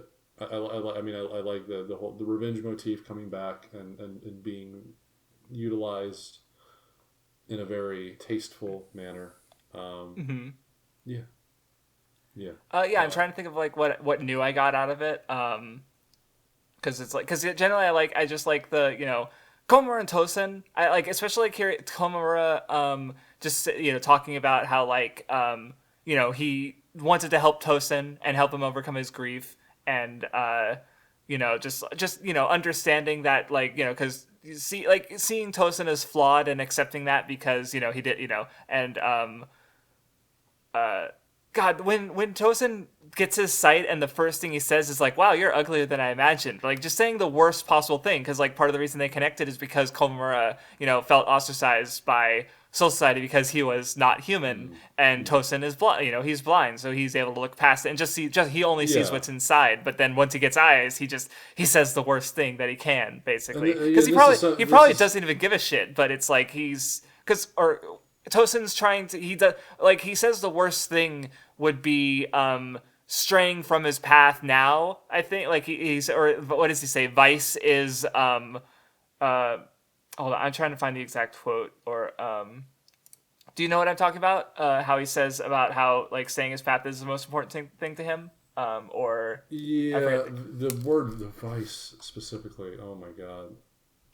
No, I know exactly what you, but I don't remember. Okay. Here, let me try to find it. Oh yeah, that's right. If you depraved, excuse me, that was the word that he uses. If someone were to join an organization for revenge and lose sight of his true purpose and become complacent with his new life, wouldn't that be depraved? So that's what I was thinking about because he became a Soul Reaper specifically because he wanted vengeance against the Soul Reapers. Yeah, maybe I'm underestimating me kind of cooking there because it really I think it is poignant that path of vengeance stems from treachery. It's like someone in this because it was the person that he admired so much was killed in betrayal. Like it was her not only a fellow Soul Reaper but literally her husband is in the system. And what does he do to go on this new path that he believes is less soaked in blood? Well, he's committing to an even greater treachery by essentially eliminating all these people he once called comrades. Right?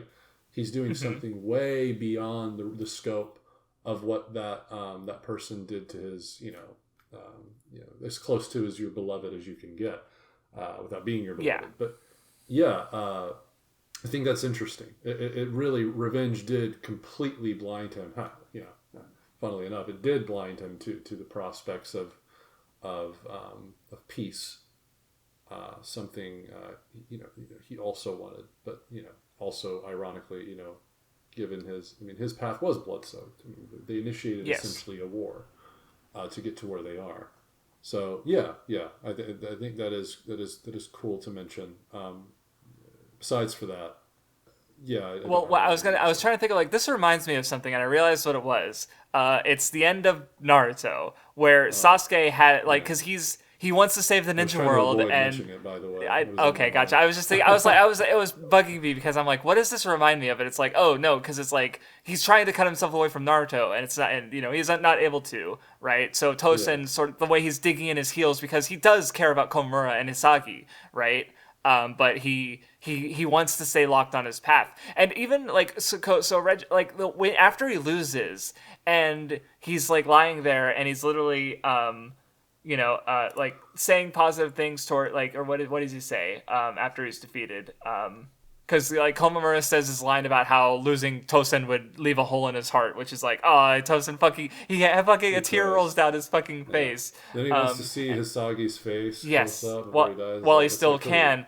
Pretty and Aizen kills him, which is like, when I first read it, I was like, oh, you're just being a dick. But now that I reread it, it's like, oh no, he's trying to preserve Tosen's like, purity, I guess, right? Like he's trying to keep him from being depraved and like go, because in the end he's sort of like, when he's losing his sight, he's reconnecting to Hisagi and Komamura. So by killing him, he sort of keeps him from doing what he least wanted to do, right? Like but in my discussion, for instance, this goes back to that one. Okay. Oh yeah. Oh, that's right. This is it. It's not at all. It is not at all an adherence to what Tosen, because again Tosen's idea of justice was completely warped, and that again Aizen was disregarding the resolution right before him, because the resolution painted the picture that no, this what Tosen was chasing after was not justice. It wasn't at all. But now here he can find solace. And in the camaraderie, in that heart he ripped out to find this blighted justice of his with Aizen. And what does Aizen do as soon as these comrades that he once discarded help him acknowledge it? He robs that last solace from him. Okay. And even in what the discussion I've read about Aizen recounting this in Can't Fear Your Own World to Hisagi gets very angry at how matter of fact Aizen is. It's cold. It's because it's the only thing in Can't Fear Your Own World I've read, because I got so many comments hearkening to that I went and read it. And in that dialogue, Hisagi is super upset because Aizen there's no hint of sadness, or it's just all matter of fact. It's like, no, I did it for the sake of Tosen, because for precisely what you just said. Yes, but again, because Aizen is compassionate, right? Like that. It's just the way he. But it's compassion born without heart, so it's not true compassion. Yes, right? or it's compassion. It's his own special brand of compassion. I would say, because it's definitely in a way that exactly like you said, but it is heart, it is right? not, but it is not compassion, because you can only have compassion with a heart, and that Aizen in this section of the story especially, he can't comprehend that, because he's never shared a heart with anyone. Mm-hmm. So what he did, in fact, is rob Tosen of the final solace he had in his life. That is what he did. And Hisagi can acknowledge that. And the fact that Aizen didn't, because Aizen, and Can't Fear Your Own World, I'd imagine, takes place after 1,000 Year Blood War. Well, Aizen, at the end of 1,000 Year Blood War, and I am going to get to that, does start comprehending the heart. It's not a heart he ever shared with someone like Tosen. So that's still, there's a disconnect there for him. But through Ichigo, he does start to see the first rays of that sort of light, and I'll be getting into that later. Every time I think about like Aizen and Ichigo's shit in 1,000 Year Blood War, I just get like excited because it's so fucking good. I really like how that follows up Aizen's character. It is epic, and I can't wait to see if I will write even more on that stuff than I already have, because I will be honest, and the Aizen writing, there's a lot of stuff going to the 1,000 Year Blood War. There's a lot of stuff that I mentioned directly from the 1,000 Year. So yeah, we'll get there. But cool fight, cool stuff. Okay, now the next after that is Aizen killing everyone. I love the page where Ichigo breaks out of the Huecamundo line, and then just behind Aizen, and it's just a really cool page to end off the chapter. It is really Kubo's art, man, it's something insane. else. Especially in that section, just there's so many facial expressions, so many pages. Like just I'm gonna be honest. The first panels I always think about when I think about this section, the Fate Karakura section, for some reason. Even though there's so many good moments, and this isn't even like my favorite moment, but in terms of visually, it's always don't raise your voice, Kurosaki Ichigo. It's like, oh my god, it's like the panel of the finger coming up, don't raise your voice. It's like, look, Aizen, the presence he has, the so style, sexy. the fucking, he's so, he might be, he's one of my favorite antagonists, like, period. He's so fucking good. Like, I love Aizen so much. As a straight guy myself, Aizen is like the one fictional guy that I would let do whatever he wants to my body. I mean, question it. Yeah, the funny part is that, like, that would just be what you see. He'd probably just be sitting on a chair and letting you fuck around with Kyoku Sugetsu. Hey, he would make me imagine I am actually having Did you really think you were having sex with me? Did you think you were having sex with Rangiku? No, it was I. And then I'd be like, hey, what? I'm fine with that, Aizen. You're a sexy guy. You know what? Oh, that's a W for me, man. You didn't even need to trick me. Okay. We don't know. Boy. My That's sexual really fantasies for It's okay. What if Kubo accomplished anything? It's making a really, really hot cast of characters. Like, I don't even know a full ass spectrum of hot. I don't even know if most women look at Aizen as the most sexy guy, but as a straight guy, like, it's hard for me. But like when I look at Aizen, he's like the only male character that I look at. I'm like, man, that guy is sexy. So all I remember, because Hitsugai is the most popular character in Bleach, and I imagine a lot of that is because he's small and cute. Right. So I think so he's pretty popular with, like, I was even thinking, I love the Halloween cover spread, because it's like, I was even thinking about how it's interesting that, like, cause you have Rangiku is hot, Rukia is in a little devil outfit that's pretty skimpy, Hitsugai is in like a werewolf outfit, Ichigo's like a Frankenstein, but he's got his full chest showing, and then you have Orihime like way back in the back on a branch as a little cute ghost, so it's like with these characters he made them really hot, but Orihime, who is hot, is like way back there, and she's adorable. But that's not what he wanted. Appeal to the female fan base with that one. He had his intentions.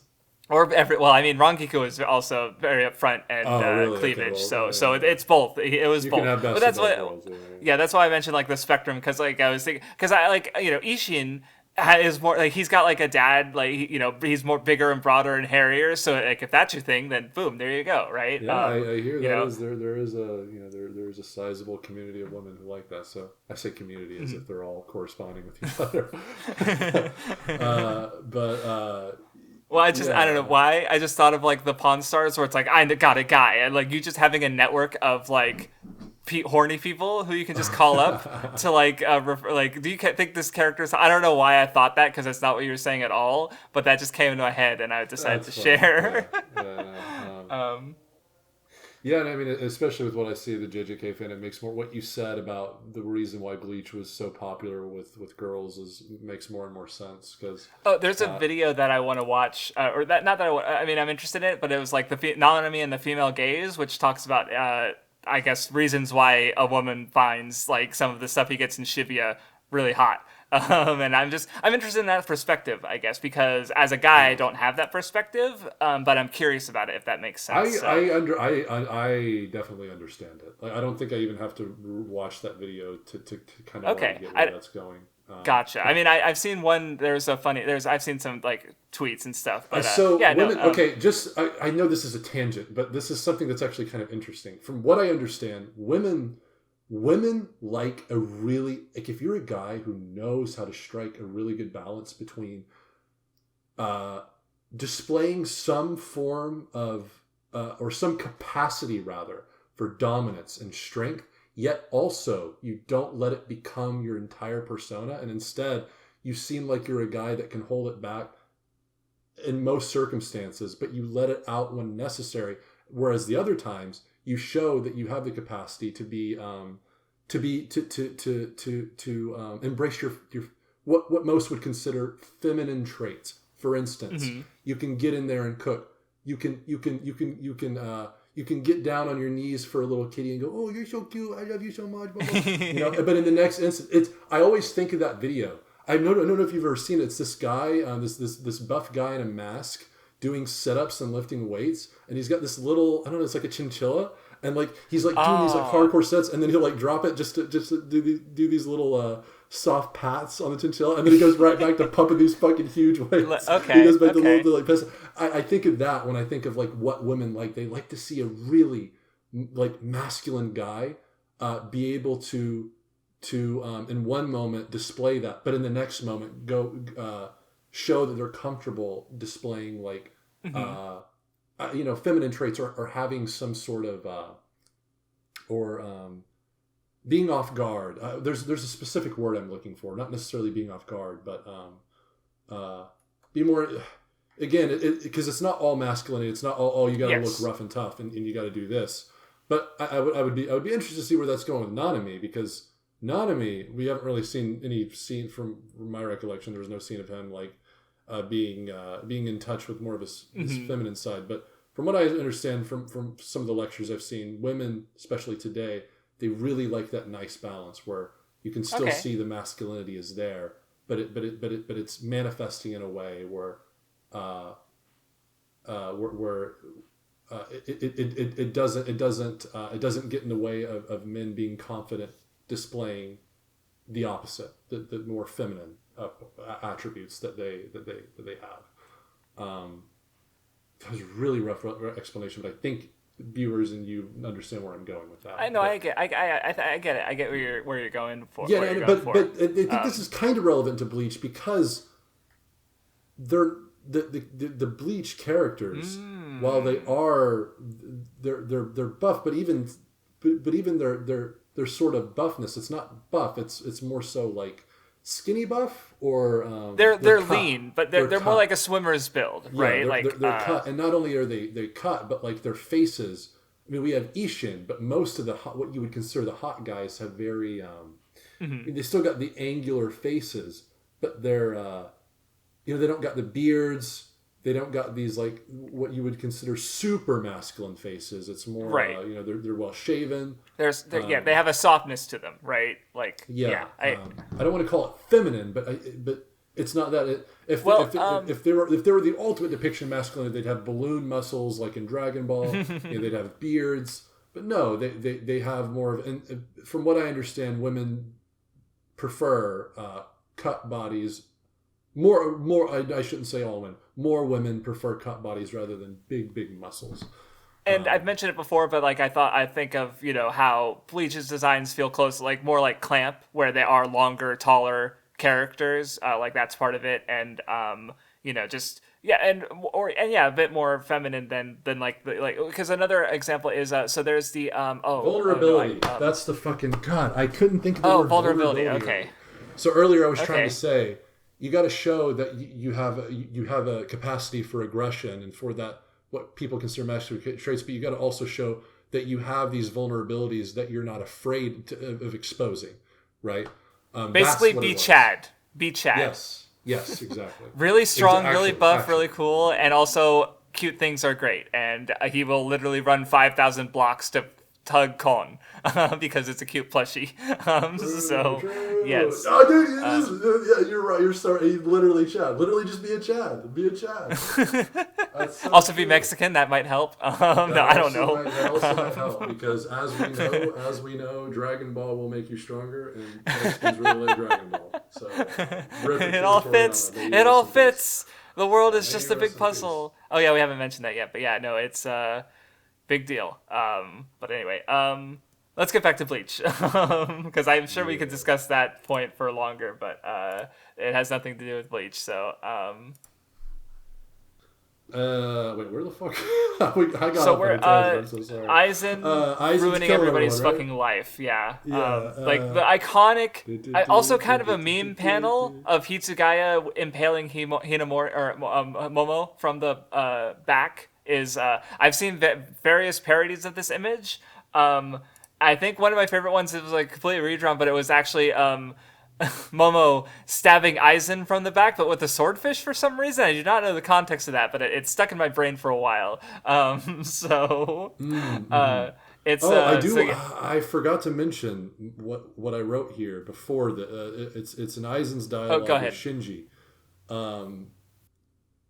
Shinji notes that that relying, or rather, the concept of hierarchies, it comes about through people, through people essentially throwing their responsibilities upward that they can't handle on their own, like the weight of whatever it be. They entrust to a higher power, entrust more to a higher power, entrust more to a higher power, until finally that's how a god is born. It's like, even if you're the leader of a nation, you may still have this existential crisis going on in your mind. So where do you throw that weight? Well, you throw it to a god that cures it. Now that we've made a god, now we can have peace. Now we can have peace with death. Death is not some overbearing weight on us. Yes. That's gonna. Well, especially when you consider how in both East and West, I would say, like, monarchs have a divine power. Like, kings are.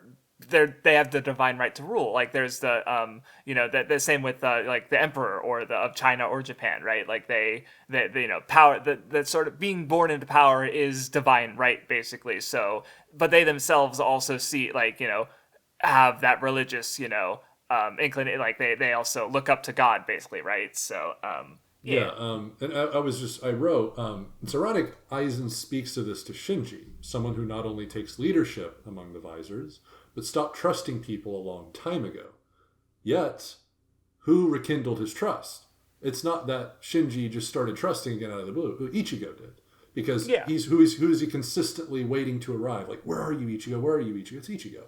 He believes Ichigo's presence will change the tide of battle. The same man Aizen would one day trust as well, in sort of a similar vein. Shinji ultimately wins this ideological battle through Ichigo. So it's interesting because Aizen is speaking to a man who did not trust anyone, and only now is Shinji distributing some of that weight to someone else, this being Ichigo. But later on, Aizen would essentially do the very same thing by fighting side by side Ichigo. So, in the context of the entire story, Shinji will inevitably win this ideological battle. It's cool. Yeah, that's true. I hadn't thought about that. Yeah. Anyway, moving on. Because Aizen can't take any L's, so we're going to move on quickly from this, okay? Because we got to move on to Aizen W's with him killing him. Well, I love the panel where, like, I mean, I've also seen it parodied a bit, but the panel where he's like, "When were you under the impression that I wasn't using Kyoka Suigetsu?" Which we and I have to say, I love this because we. Even on this podcast, I mean, we just in this episode already, we've mentioned One Piece and Naruto. The big three, always a common topic, and I always match this panel up to the Madara panel where he goes, where he goes, would you like these clones to use Susanoo or not? Because it's very similar in the fact that these people, the 5 Kage, had an assumption. Their assumption was, this is the power of the Kage. See, we can override your power together. And then he goes, okay, well, let me just use my full power. And then he does the clones, and he's like, oh, by the way, they can also use Susanoo too. It's like the same thing, because they all had assumptions that we got him, we finally got him. It's like, oh no, I was using Kyoka Suigetsu. Well, get poem noobs. I always think of those. Especially just because Madara and Aizen are similar in a couple of different ways, but I'm not going to get into that because who the fuck cares? Okay, we're talking about the group. I guess immediately after this would be Aizen and Yamamoto, right? Am I right? Yes, Wonder Whis and Yamamoto as well, but yeah. Absolutely. Yeah. Oh yeah, because I did write that Yamamoto calls Aizen a mere upstart, yet his trump card is thwarted by a fresh Iran card that still has the cognition of an infant. I found that pretty interesting. Because Yamamoto's whole thought process is like, yeah, there's no way Aizen can take on me. And even Aizen acknowledges as such. It's like, well, yeah, in like a battle of a Zanpakuto to Zanpakuto, yeah, you're probably going to win, even with my busted ability. But, that's not how I'm going to fight you, Yamamoto. And of course, there's also the aspect that, like, Yamamoto, he didn't like having to basically kill a child, right? Like, he, I think, what was it? How did I write it? No, I'm too far ahead. Because Aizen was just I don't know. I can't. You're good. Sorry. Yeah. I'm losing it. But yeah, I just thought it was interesting that guys, it's over. Yeah. No. Oh no, I'm too old. He's just like Aizen at the end of the Arankar. Oh, that was it. Okay, I found the discussion. It was Yamamoto was talking about how it's cruel that Wonder Waste was robbed of his emotions. Aizen felt that what's cruel? I gave him a purpose, right? Hollows are just monsters, and he turned them into humans and gave them a reason to exist. But it's like, oh no, you're the one who's wrong for you. I gave this thing meaning, and you took away that meaning by destroying it, right? And Yamamoto's like, shut the fuck up. That makes me think this is interesting, because that's exactly what Yamamoto did in creating. You're right. In creating the 13 core guard squad system, because as we know, it was just a lot of chaos. Oh yeah, and Yamamoto kind of gave it a lot of meaning in becoming the first captain. He bred order out of that chaos and sort of gave it purpose. Interesting. Yeah, they're actually very similar in that regard. God, I wish I thought of this earlier. So maybe there's more points that I could bounce off that, but not right now. Maybe later. Anyway, cool stuff. Yeah, I don't got much else to say other than for that for the Yamamoto stuff. So yeah, going forward a little bit, because we get to the part where Aizen continues to make people lose their minds like 20 years ago. Because he basically does the, I've, known about you since your birth, basically, or from the moment you were born. And even before that, he has the line, all your battles have taken place on the palm of my hand. That is probably a reference to Journey to the West. I'm actually reading it right now, but I haven't gotten to it because really? there's a part you've actually probably seen it referenced elsewhere. I just can't think of other examples. But basically, the idea is there's a fight in which Sun Wukong fights Buddha, but he's unable to even escape the Buddha's palm, basically. So the idea of Sun Wukong and the Buddha's palm is like he's a monkey who can't even like begin to match up to a divine figure, basically. So Aizen is framing himself as the Buddha to Ichigo's Sun Wukong, basically. He cannot escape Aizen's palm, basically. But as we see, he is in fact able to do that. So the fact that Aizen references the palm, I was like, oh yeah, that's probably a reference to that, because I believe it's been referenced elsewhere. I just can't think of anything off the top of my head. So yeah. Yeah, I don't know enough about mythology, so that's okay. That's cool. Yeah, I might read that. Never one of these years. Maybe. It's a very long book, so good luck. It's we're talking like 2,000 pages, but you do you. Never mind.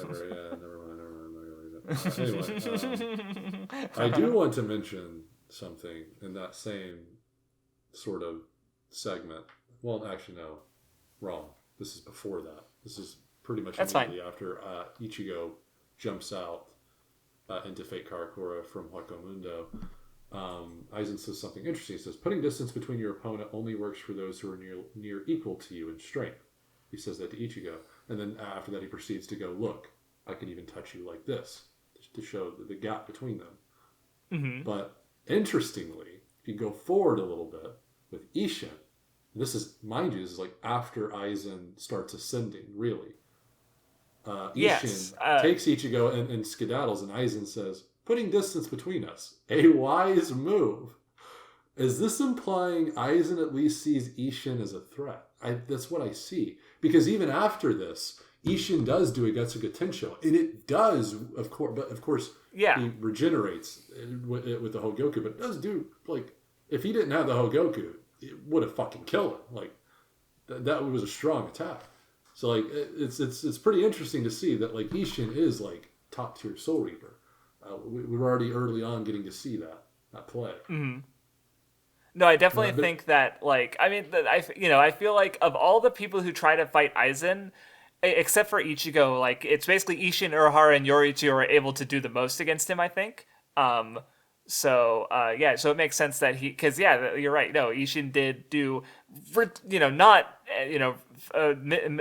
like, damage he could mitigate, but he did do damage, right, to a very strong, like, they even remarked about how, like, they literally could not sense Aizen's level at that point, but they were still trying to fight him, and they still were able to do damage, right? So that's pretty notable. Even if we're talking about feats, even after this, like, Ishin does something that takes a lot of Soul Reapers, and he does it for, like, 3 months. Yes, you're right. Oh, yeah, that's a good point. Fuck. Ishin is that guy, I guess. Because I didn't even know. Like, I picked up on that. I was like, wait, why isn't the same thought process applying to Ishin? Especially if you should be stronger now than when you were talking to Ichigo. That's crazy. I don't know. It's more power scaly than it is like. But it is something. It is interesting. I wonder if Kubo had actual intentions behind that to say, like, hey, Ishin's a cut above the rest, maybe, but yeah, who knows? Anyway. Another thing I was going to say about speaking of power scaling, by the way, I just want to say below this note, I don't know why I wrote this. I just wrote Urahara is a monster. I must have seen, like, a panel, and I was like, God, Urahara is a sexy man. Like, he's just being cool. I think it's because I've mentioned this before, and I still say it, Urahara is my self-insert. Anytime Urahara does something cool, or he, like, exudes some aura, some semblance of aura, I get really, really, really excited. So that's probably what was going on here when I wrote this, is that, like, I was getting really excited because, yeah, the guy he's like Batman. Give him prep time. That motherfucker will. He'll figure something out. Yeah. Yeah. But one observation I was feeling before because the reason he mentions, like, Ichigo's battles all being in the palm of his hand and, like, knowing Ichigo from when he was born, I was thinking about how because basically my read on that is because I think Ichigo did legitimately, like, damage Aizen, but Aizen, he refuses to cede control of the battle. So what he does is he rattles Ichigo by giving him all this information, and possibly almost drops that he's part Quincy or / Hollow, basically. Because obviously Aizen knows the full backstory, right? Because the implication that we're supposed to understand at this point is because it's like, he literally says, oh, you're human, and then Ishin comes in, Soul Reaper, right? Like, that's the implication, but also we know that it's actually more than that. So that my read on that is, like, why is he talking about this in the first place? It's to rattle Ichigo, right? Because he wants to weaken his mindset, and also, after having taken a blow, right? Like, not something that he could, wasn't able to deal with, but just keep making sure Ichigo doesn't have any confidence. I think, like, he's fighting a mental battle there. Like, there's even the part where Ichigo points out his contradiction, which is good. He's questioning things. But even as Aizen responds, it's like, well, why did you think that was true, right? Like, why that was true and what I'm saying now is false? What if it's the other way around, right? Because they both came from Aizen. They're both as reliable information as each other, right? So, just a good little interaction. Oh, and also Ichigo quoting Rukia's words after Ishin comes in is really good. About... tell me when when you feel like it, and very good. Great. Ishin stuff is consistently great. I mean, this is the same character, mind you. My favorite scene of all of the first arc is that grave scene in Ishin's dialogue specifically. That child was you. Live a long life, Ichigo, and die after me. You're too young for the old and tortured look. Like, I love that scene, especially in retrospect. knowing Ishin and his story and his history, like it's great. So yeah, Ishin is a great character, and with that, I will say, I love the fight he has with Gin consistently, and feeling the presence of the battle, and feeling more and more how hopeless it's getting, especially because as we've already mentioned, Ichigo's the only one who can sense Aizen's power. His facial expressions are consistently great. Like Kubo goes above and beyond, and because Ichigo doesn't have like a lot of dialogue, but his expressions tell a lot about what he's feeling, like the hopelessness he's feeling anyway. And Gin's doing a lot of the talking for him. Gin is explicitly giving us the information. It's like, you've already given up. Like, get out of here. Like leave. You're not resolved. And it's good. Like the fight with Gin, man. Actually, I'm gonna hold off because I know if I start on this, I'm gonna start talking about what I wrote. That's gonna get into the later stuff. With Aizen killing Gin. Okay. I mean, I was gonna talk a little about the Ichigo and Gin stuff, but what do you want to talk about before we get to the? No. You can. I was just gonna say mine. Okay. Well, I'm just trying to because we have all the Gin stuff, which kind of goes. It's like because it's basically from this first fight with Ichigo to him trying to kill Aizen, and even after that with Rangiku finds his body after the fact. So then I guess aside from that, it's basically just like Ishin and Urahara versus Aizen, the build up to Ichigo versus Aizen, and then Ichigo versus Aizen itself. So we can just talk about the Gin stuff now, if you want. I actually had a couple of things to say before that, though. Gotcha. Never mind. Not too much. That's fine. So I did notice both Aizen and Ichigo's hair grows when they have their respective transformations. Yes, I thought that was interesting. For Ichigo twice, actually. It's in his hollow form and in his FTG form. And then, of course, Aizen when he's fully fused with the Hogyoku. And my assumption is it's just as simple as it visually conveys how much energy was gained in such a short amount of time. Since hair for usually Ichigo, takes a long time, it literally 3 months literally passed for Ichigo. Not even that. But whenever he goes, in the hollow, yes. Whenever he goes final Getsuga Tensho too, his hair goes black, but it's really long. It's like as long as you're right. Yeah, and my interpretation is like it visually conveys energy is gained in a short amount of time because hair usually takes a long time to grow, right? Yes. So that energy, if you put on your fucking scalp, like it's gonna grow out all your hair. I don't know. I thought that might have just been like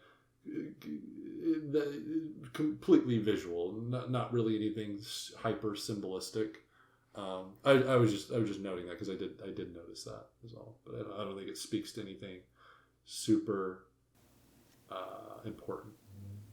Okay. And then I do want to mention this quote from Ishin when he's trying to get Ichigo to get out of his rut. He goes, "You gonna sit there and cry again? How about how you can't save anyone?" I'm wondering because I really do think Ishin's words here are a reference to Masaki. Yeah, I'm pretty sure they are, and that's hitting as deep as you can possibly go. But that makes sense because this is her husband, so of course he's going to be the one to say that. It's also interesting because like Ichigo, I feel like because I think I'm pretty sure the only time Ichigo has cried since his mom died was at the Grand Fisher stuff, right? When he failed to beat Grand Fisher, like at least the only time he's physically cried, I think.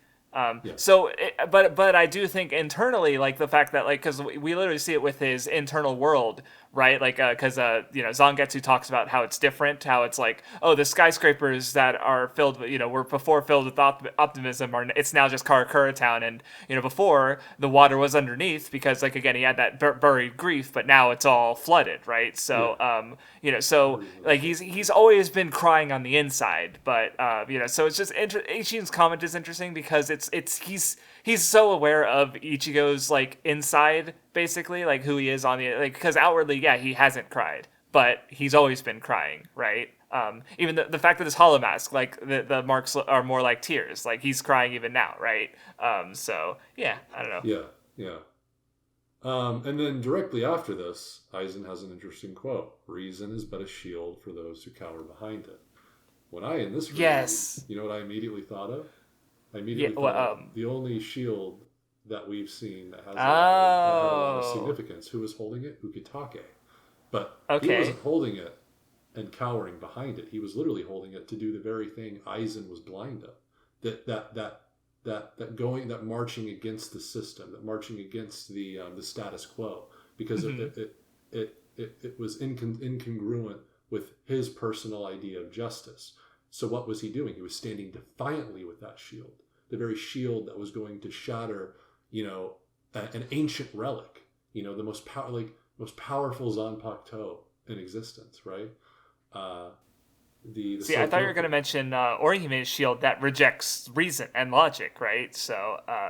Yeah, I guess that goes in. Yeah, they're both interesting. They're both because they're the two shields. Those are I'm going to touch more on that, by the way, because this goes into the stuff that Aizen was not picking up on. But yeah, because it's just very interesting wordage, given the only other time we've seen like a literal shield have significant relevance. This is a manga about sword fighting. We don't see very many shields. You're right. Yeah. And I guess we can get into the Zangetsu stuff now, since we're pretty much there. Okay. Yeah. Well, I mean, one thing I thought was interesting, just more a general thing, because Ishin mentions how his sword is called Engetsu, and he also uses Getsuga Tensho. Like, that's his move. Like, he's probably been using that for fucking literal, like, decades, right? Or he had when he was a Soul Reaper. So I just thought it was interesting that Ichigo... Because, I don't know, I just was stepping back and because, like, okay, if a lot of his powers come from the fact that he's also Quincy and Hollow, like, I just think it's interesting that they're also still an echo of his father's. And I just hadn't really thought about that before until this reading. I was like, wait a minute, hold on. Because, like, I was just trying to unpack what that might, what that means, I guess, for his character. There's a little bit I can add to that, and it comes directly from ya boy Rodman. Okay.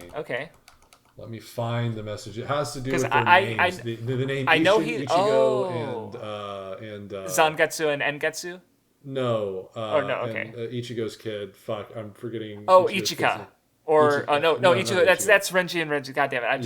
You said kid and why can't I remember his name? He's adorable, but I can't remember his name.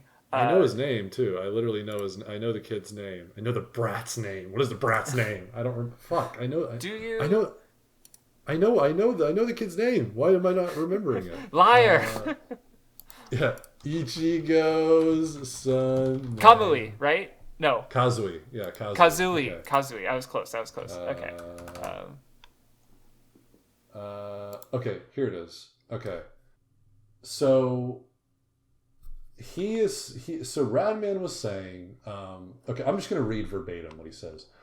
One thing I think that gets lost in translation regarding Ichigo's and Kazui's names is the surprising similarity they share despite their distinct pronunciations. Ichigo translates to one and protect, while Kazui translates to one and courage. We can go a step further for a common theme. Ichigo, the one who protects, and Kazui, the courageous one. If we extend this lineage to include Ishin, then we have yet another layer, one with the heart. Thus, across 3 generations, we witness a continuity in the first halves of their names. One coupled with a progression of thematic attributes, heart, protection, and courage. So Ishin, heart, Ichigo, protection, and Kazui, courage. And I was blown away by that because, of course, it's lost in translation. You would never you would? It's impossible. Yeah. Which is crazy cool. Cool stuff. Because it especially reminds me of literally like what I end off my last Naruto video I made not too long ago is talking about the continuity between Minato, Naruto, and Boruto with like their utilization of the Rasengan. So it's like this especially spoke to me. I was like, damn, that is really fucking cool. Yeah. Okay. Yeah. Well, now I'm curious about that because I just realized like, oh wait, all 3 of their names literally rhyme. So it's like there's a I'm wondering if there's anything more to those Naruto characters' names. So I don't know. That's for a different time. Oh, it's not. It's just not. Well, maybe there's something to do with the names there. But I mean, at the very least, they rhyme. You just said them and they rhymed, so like there's at least some level of like repetition, and even if it's not like literal meaningful kanji. Yeah, I mean, but, in my video, I was just hearkening on the meaning and symbolism of the Rasengan, especially as it pertains to the Minato one shot. Yes, and how Boruto and the recent. Oh wait, I should not say I'm that. caught up. Now I am. Rasengan Uzuhiko. I essentially was talking about how Rasengan Uzuhiko is literally the perfect progression of the Rasengan, since it literally matches Earth's spiral. And who is harboring in Earth? It's humanity. Earth is the home of humanity. And so Boruto's Rasengan is a perfect depiction of the progression, the strength of humanity. I only read that chapter like yesterday, so I hadn't thought about that. And what is the Rasengan fundamentally? From what we get to see in the one shot, the Rasengan fundamentally represents that humanity that it was shared between Kushina and Minato. Kushina literally names it, and that spiral that Minato wielded broke her out of her own two-dimensional spiral and gave her a helix, right? A three-dimensional. She can now ascend from that two-dimensional cycle of suffering, right? So yeah, the Rasengan depicts like the strength of humanity. Like that's this symbolistic thing, and the fact that Boruto transcends it to be, because just only if you're only looking at the exterior, it's just that it looks like the Chidori stream, which is a technique from from Sasuke, and it's a Rasengan. So like he gets something from both his masters, but you look a little bit more into it, it's like, oh, it matches the Earth spiral. Okay, that's interesting. Thematically, it's really interesting. But yeah. I talked way too much about Naruto just now. You can't do this to me, Crash. Bring it back to Bleach. Naruto. You have to bring it back to Bleach, or we throw you out into the sun. You're going to make me go on an autistic rant, and this is not good for this. This is not good. He couldn't bring it back to Bleach. We have to throw him into the sun now. It's over. So I'm so sorry. I'm so sorry, audience. And I also just spoiled the fuck out of, if they've never seen the new Boruto series, then they're fucked. I'm so sorry. I should have acted like I hadn't just read it yesterday. That way you would have had to be quiet. Oh well, it's too late. I mean, cut that out if you want to. That's we'll see what I can do. Okay. But anyway, so I think as far as it's basically I only have stuff to say about either like the stuff built like, because the rest I have to say about Gishin and Ichigo builds into Ichigo versus Aizen. So maybe we should talk about the Gin stuff now. Okay. Yeah. Unfortunately, I can't really say much on the Zangetsu stuff either, because pretty much all of it is in my video. I don't really want to repeat anything from there. Okay, gotcha. I did quote, "Ordinarily, we're both your power" from Zangetsu. Yes. Right. We were talking about that. I'm sorry. Yeah, which is essentially just meaning accept us, including white, like as in accept all of yourself, and then you can have both of our powers, right? Which even at the end of this arc he doesn't, because he doesn't know all of himself. That's the cool thing. He doesn't get his true Zanpakuto until you can't accept all of yourself until you know all of yourself, right? Cool shit. Mm-hmm. I love Bleach. I love it so much. It's so cool. But that's the only new thing. I it's not even new though, because it correlates exactly with what I was saying in my Bleach video. So yeah. Oh, I guess one thing I will add to that is, because before that we get like the meditation and stuff, and I thought, because last time I was talking about how I thought it was interesting how it's like Soul Society was about Ichigo, learning his Soul Reaper powers. Arrancar has largely up until this point been about him like learning and tapping into his Vizard Hollow powers.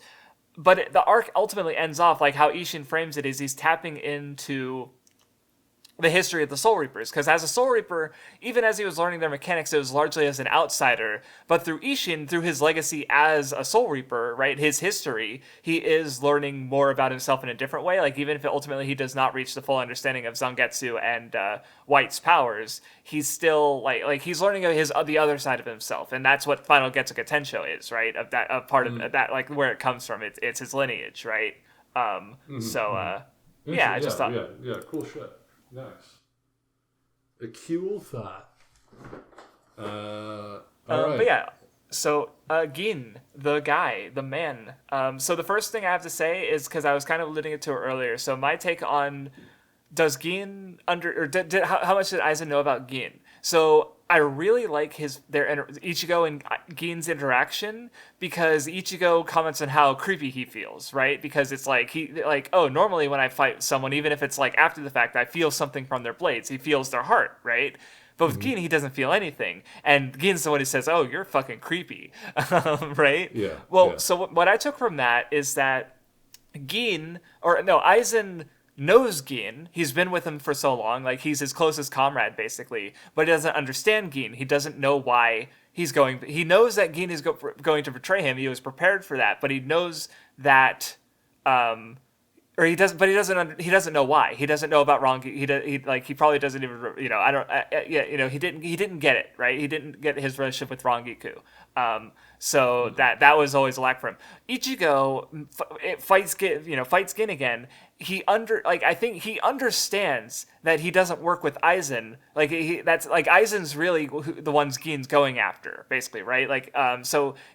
Gin's fighting Ichigo, but his blade isn't actually pointed at Ichigo, right? And so he understands that, but doesn't know. He doesn't get it, right? So I just thought that sort of dichotomy was interesting, because just talking about the knowing and understanding thing, where it's like neither of them have the full picture of Rangiku, right? But ultimately, they have kind of an inverse look at him. So that was my takeaway. Did I say Rangiku? I meant Gin. I don't know. My brain's not. Rangiku, but I got that you might. Okay, gotcha. Yeah.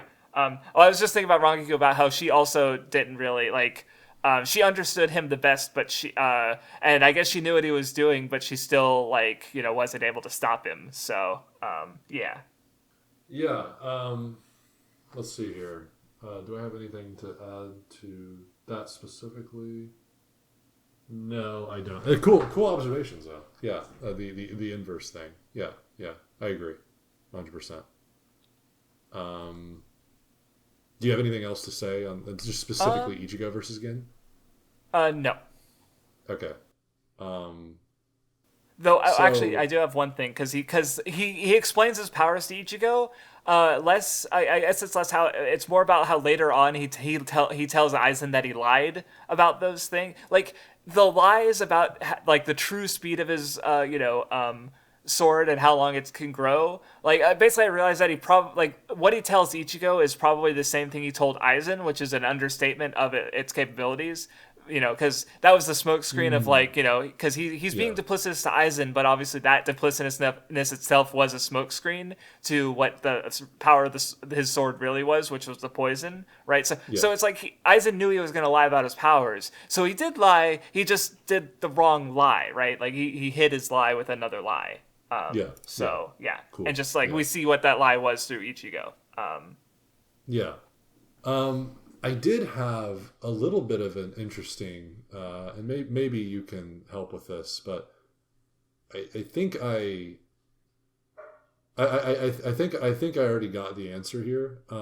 So Gin chose this time as the perfect opportune moment to initiate his I'll call it a revenge plot. It is a revenge plot, and I'll get into that later. And that comes into question, why would he not? Because he could, of course, replicate this exact same scenario as early as the Soul Society. He could have conjured up a scenario where he also touched Aizen's blade, and it would have actually had a far better chance of actually killing him because he wasn't as ascendant. And I was really like, this might be a Lubo moment. But then I thought more on it, and I was like, well, hold on. I'm now remembering that Aizen quote. He says to I think it's Urahara, he says, "There's no reason to be cautious anymore." I'm wondering if Gin sort of knew that once Aizen transcended, that would be the only time that Aizen wouldn't be skeptical of a maneuver like that, because he would have no reason to be skeptical, because he in his mind, he's so far above everyone, he doesn't need to be cold and calculated anymore. All he needs to do is override everyone's futile attempt with sheer power, right? Sheer Reatsu or whatever. So I'm wondering if that is the logic behind Gin's, like, this is the time now I'm going to try and kill Aizen, even when he's more powerful than he ever is before. Because again, if not for that, there's really no explanation you can come up with as to why I think Gin just didn't do this in Soul Society. The fact that, I don't know, just one thought I had was just how, maybe part of it is because, like, Aizen is so powerful that, it's hard to imagine anyone touching him. And also I just, like, just the fact that, if anyone else was around, Aizen would have his guard up, right? Like, even in Soul Society, like, even if they were alone in a room, like, people can still sense spiritual pressure, right? So if, like, something happened to Aizen, like, someone would know, or something happened to Gin, like, if they caused a scene. When I said that, mind you, I meant at the end of the Soul Society arc. Meaning when they're executing, because that would have been a perfect battle. Like, for instance, I immediately thought of a scenario where Aizen's fighting Renji and Ichigo.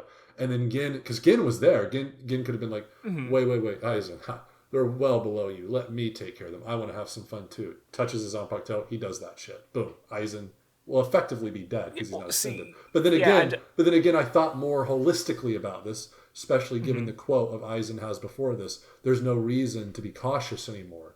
And Gin might have known that this is the only time Aizen's going to ever let down his guard because he he's in his mind he's so powerful. So that's probably the logic behind why Gin chose this. I agree because I was even like before in Fake Karakura Town, like basically like just in general when Aizen is fighting someone else and theoretically he's distracted, his guard's going to be up even like, and ultimately Gin isn't real, like, Gin's pretty strong, but there's no way he's close. I don't think he could beat like just Aizen before Deicide and that general increasing, like, let alone at this point, right? But he's exploiting a hole in Aizen's defenses, but and just generally speaking, I like the stuff with it, like finally getting pieces like, oh, this is why Gin was doing all this, and with Rangiku, and just like the part that made me misty-eyed was when like, because we get the line of him where it's just like, he's doing all this so Rangiku won't cry anymore. But what do we see after she finds him is she's crying, right? So it's like, he put all of this onto himself for her sake. And even the poem sort of insinuates that, like, she, hold on, let me get to the poem, which poem? Because there was the two poems, like, one right after the other. And I remember, because my takeaway is that, like, from the let me find them. So volume 46 has Rangiku on the cover. It is not frightening to know misfortune. What is frightening is to know lost happiness will never come back again. And the Gin one is 47. Yes, and it's if you become a snake tomorrow and began devouring people, if you roared your love for me with that mouth you could use to devour people, could I still say that I love you as I do today?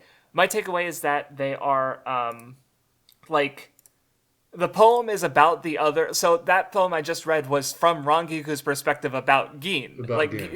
Gin is the snake devouring people, and her struggling to still love him as he's like basically doing everything he's doing for Aizen. Where the other poem is about like Gin saying that he's afraid about, it's not frightening to know misfortune, but it's frightening to know that lost happiness will never come back. So he's afraid that like what he's doing, is kind of, like he's never going to be happy, or Rangiku, or he's, possibly hurting Rangiku's happiness, right?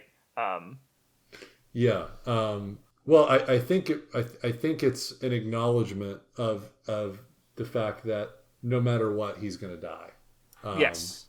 I think it's an acknowledgement that, like, he will, in his mind, like, he'll be successful in perhaps vanquishing Aizen, but in consequence, he will die with him. I think is probably his plan. Process. Yeah. Because even as we see, like, there's even if the poison worked, there was a delay to it. So if it would have been very likely that even if Aizen was going to die, he probably would have taken down Gin with him. I think the implication, right? Yeah, and getting more into this, my interpretation of the Gin and Rangiku stuff. So he says something that's pretty telling before he dies, where he thinks this: Rangiku, I couldn't get back what he took from you. So this probably implies that Aizen sacrificed her family, or at least her surrogate family in the Rukongai, for the amplification of his Hogyoku. However, in trying to get back something that's no longer there, in trying to get revenge for Rangiku, so that it wouldn't be her that was poisoned, he ends up administering the most potent poison of all, the death of a new love. The only thing that can replace a hole in one's heart is a new shared heart. Had Gin grown up with family of his own, he would have understood this. But the only real bond he seems to have forged is with Rangiku. And that one early on was cemented as self-sacrificial. So essentially, even the heart Gin formed with Rangiku, he poisoned at the offset. He had already administered his poison in the heart that would eventually take effect with his death. Had he shared a heart with other people before, he would have realized this tactic of getting revenge for Rangiku, because he knew that she would never even have the chance to do so. Yet she didn't care because she had Gin. But Gin couldn't understand that new love because I don't think he'd ever experienced it, truly. And when he did, what was on his mind as soon as he looked upon that new love, what he saw was her despair, that being solitude from the fact that Aizen robbed her of everything. So what does he see? In this new love, he sees pain, and he wants to get rid of that pain. But again, it's this infantile mindset, because again, he had no chance of maturity being alone from the offset, and Rangiku is that one bond. And he didn't allow himself time enough to understand what the meaning behind that bond and why what he's doing would never save Rangiku.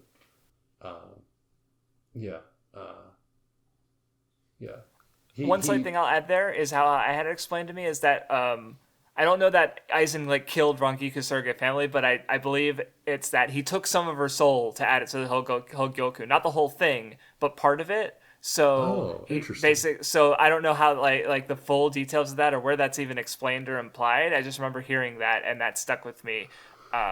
Interesting, because in that sequence we know Aizen was sacrificing just random souls to feed the Hogyoku. Yes, but Rangiku wasn't killed completely, right? So, so my interpretation was that just her family got taken away from her because she was alone too. We see, yes. So that was but I could be wrong. Yeah, I don't know. Yeah, I'd like someone could clarify that because it's been a while since I heard that. So maybe I'm misremembering, but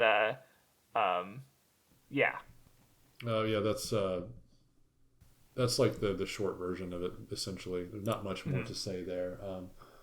Not my interpretation of them hasn't changed really at all because I remember thinking a lot of this when I first read it, and liking their relationship a lot, and coming away thinking Gin's a great character. Yeah, no, I like it. It's really good stuff. So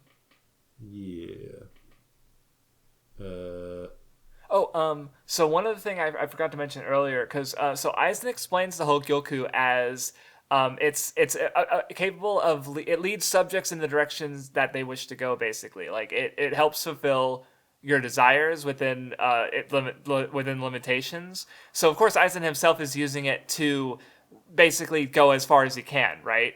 But I also thought about, because earlier you talked about the idea of Aizen, creating RN cars non-consensually, basically.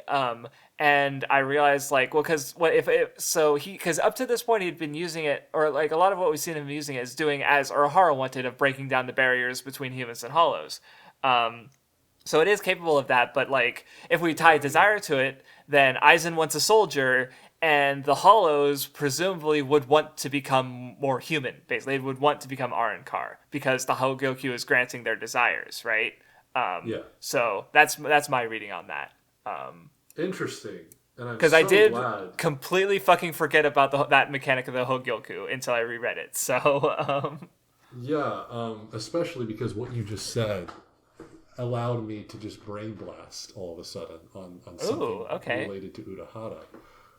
So this reminds me of what Aizen also said when he says, Urahara, you tried to destroy it, but you couldn't. But as we know, the Hogyoku is pretty subservient to people's desires. And this is the creator we're talking about.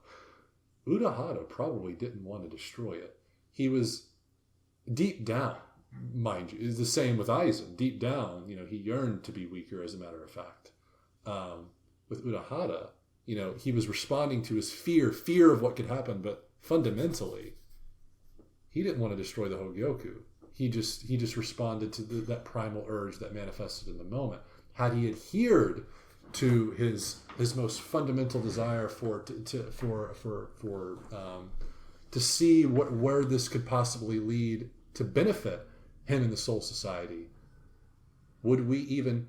Because we can assume that after he wanted to destroy it, he sort of locked it away and forgot about it, allowing Aizen, because since his eyes and ears were off of it, allowing Aizen to grab it and let it absorb his Hogyoku. Or the other way around, it's the other way around. But in consequence, right, that creates like the perfect Hogyoku, the same thing he was able to do, to fuse with and transcend and make Arankars. Had Aizen had Urahara not responded to his fear like that, and worked with the Hogyoku and been worked with his fundamental desire to progress, Aizen probably would have never been able to take it from Urahara's clutches. And it's because Urahara had a stroke of fear and then disregarded it and then kind of shoved it away in the corner. Aizen was allowed to get it and take it and use it for his advantage. Just thought it's really interesting because, again, mechanically we know the Hogyoku. If Urahara truly wanted to destroy it, the Hogyoku probably would have allowed itself to be destroyed, right? Mechanically. Yes. So if it wasn't destroyed, even though Urahara willed it to be so, he probably didn't want it to be destroyed. Fundamentally. At his deepest core. Okay, I get. Yeah, right? I see what you mean. Yeah, that makes sense. So had he followed what he was truly feeling deep inside, again, that would have probably not allowed Aizen to get it. So yeah, that's really fucking cool. Yeah, thank you for mentioning the Hogyoku. Yeah, no, no, because I really like, so I guess finally getting never mind. Before we get into Ichigo, I really like the build-up as well, like, because just the way Ichigo's friends are involved, and they're desperately trying to fucking try and fight Aizen is so good. Don Kanonji coming in is legitimately amazing. I fucking love it. It is actually unironically peak fiction. Somehow, Don Kanonji is peak fiction in this section that is already peak fiction. Because you got the fear of desperation and like Aizen's just toying with them basically, but yeah, even the fact that like Don Kanonji comes in and he's just like he's terrified, and Aizen even compliments him. He's like, "Oh man, you've done well to resist my spiritual energy up to this point." He even asked for his name. He goes, "Who are you, bro? Like, what an honor, bro! Like, who are you?" God, and the way he enters with just like saying his goddamn quote about spirit, or what does he say? Spirits are always with you. Something. Yes, like that was yes. Yes. Probably something synonymous with that, because that was the thing in the first arc. Spirits are always with you. Waha. Yes. Boha. Yeah, it's good stuff. Oh yeah, boha, not waha. I was scrolling through, and another thing I forgot to mention is during the Zangetsu stuff. Is it me, or does when Zangetsu pulls Shiro out, Hollow Ichigo, and obviously he's got the Arankar face. His outfit to me reminded me a bit of Aizen. Did you get that vibe? Or am I being silly? Wait, say that again. Sorry, say that again. So when here, I'm just gonna send you the fucking page and ask me. Okay. Does it? And I'll ask the question again. Does the outfit that he's wearing here remind you of any of Aizen's outfits during the arc? Because it did for me. I mean, yeah, it's white and it's got the skirt. Kind of, kind of like the uniform he dons in Hueco Mundo and Forward. No, because I was just because I saw. Well, if that's a representation of Ichigo's fears, then the two things he's afraid of the most are Aizen, who's really strong, and himself, right? True. So that was my takeaway. Wait, actually, Giga brained right here. Holy, that's true. That is true. Because obviously Aizen goes through a lot of costume changes. Like literally like a few pages later, Aizen does not look like that. But if I go back to when he was actually fighting Ichigo, I think that outfit is kind of similar to what Aizen was wearing. Yeah. So. And it's also and it's also just the inverse of his normal fit in the Tensei Zangetsu form. Yes. So, and of course, I somehow forgot about it again, but when the two merged, Zangetsu and White, they got the same, like, half and half Horn of Salvation thing. So that we saw in the previous title page and the later fight with Yuabak. So, Indeed. Based. Oh my god. So, Godbo. Yeah. Yeah, cool stuff. So going back to everyone running away from God Aizen. Fucking Mizuru or whatever I think is his name. Mizurio, yeah. Mizurio, whatever. That guy. I love how nonchalant he's like throwing Molotovs and shit. Like yes. Also, the line earlier funny. where he's talking about how it's like, oh, I eat home cooked meals all the time because I get older ladies to prepare them for me, and it's like, you motherfucker, his womanizing ways. Well, it's not even like he nonchalant, but like it's not even nonchalant. He throws the motherfuckers. He says like, they are ineffective, and he's just like, oh whatever. It's like, bro, that too, yeah. He's great. This guy, he's so unserious. He's so it's crazy. He might be like the most. He actually might have the strongest mind in the entire cast. It's actually crazy. Also, something I thought was strange. Maybe it's so Tatsuki could sense Aizen's or she could recognize Aizen's aura, but she said she couldn't for Ichigo. Mm-hmm. And I was like, wait a minute, how strong is Tatsuki then? Because is she stronger than Ishin? Maybe it's just more that like she's more sensing just the physical presence of his spirit energy. That's my interpretation.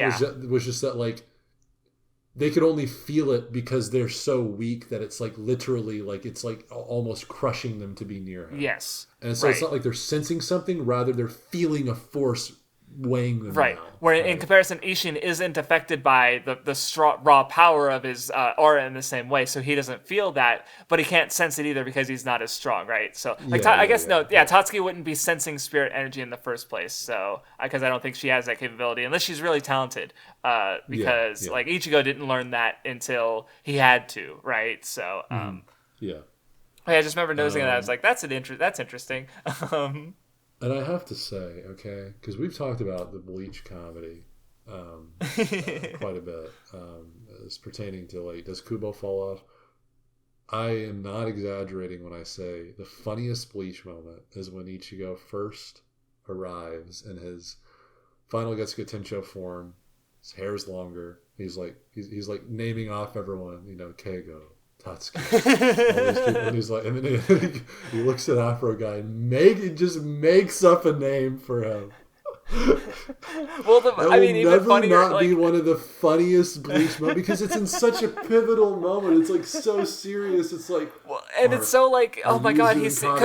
They're safe. Oh, I was like, hey everyone, I know. Remember, it's been in serialization years since a lot of these characters have shown up. And then I'm just like looking at it again, because after he mentions Don Kanonji, he looks at Zenosuke, and Zenosuke's like looking at him expectantly. I don't know what he's expecting. He's never met this man in his life. And Ichigo's look is just kind of like the way his eyes are. It's not the same as when he was just looking at his friends. It's very clear, like and then just the fact that we have that beat panel because he pauses on him and they just makes up a name, Imoyama. It's very funny. I agree. It's so funny. It will never get me to not audibly laugh. Like it is so good. It's like perfect comedic timing because Just to FYI, my favorite comedy is out of pocket comedy. This is like out of pocket because you never expect in a moment like this for this scene to be here.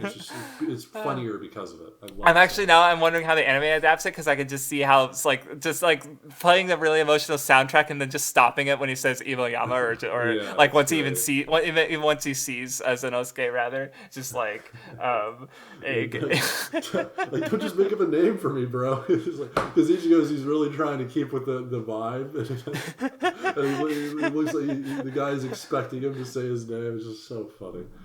Oh god. Fuck. Back to serious stuff. So Tatsuki says she can feel nothing from Ichigo. Nothing. In other words, boundlessness.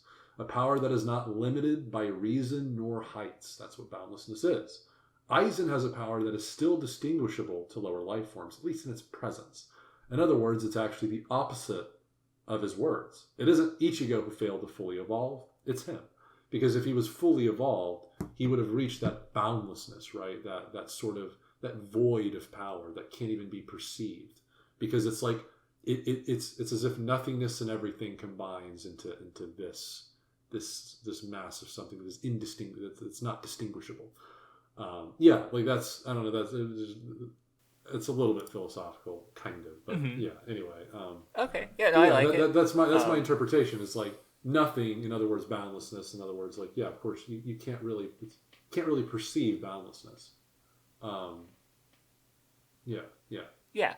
So a couple other points to bring up. One is more of an obvious one, but I feel like, I imagine, again, on this podcast, most people probably know, but I'm pretty sure, I feel like I made the mistake back on the Nen show, and I've also heard a lot of people made the mistake back when it was Reading Weekly. It's not decide, as in to make a choice, it's deicide, as in to kill God.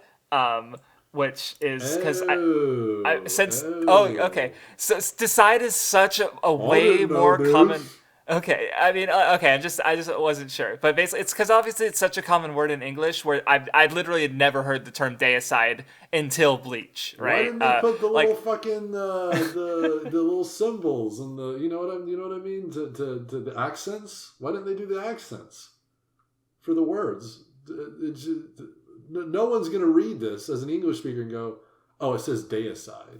Or wait, is it literally not spelled? No, decide is not spelled. There's only one I in decide after the C, not before the C. It's supposed to be. Wait, was I reading it wrong? No way.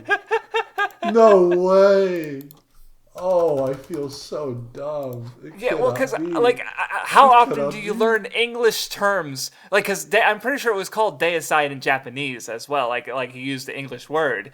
So how often is it that I learn? There is an I. No, it's over. It's over, bros. I can't even read.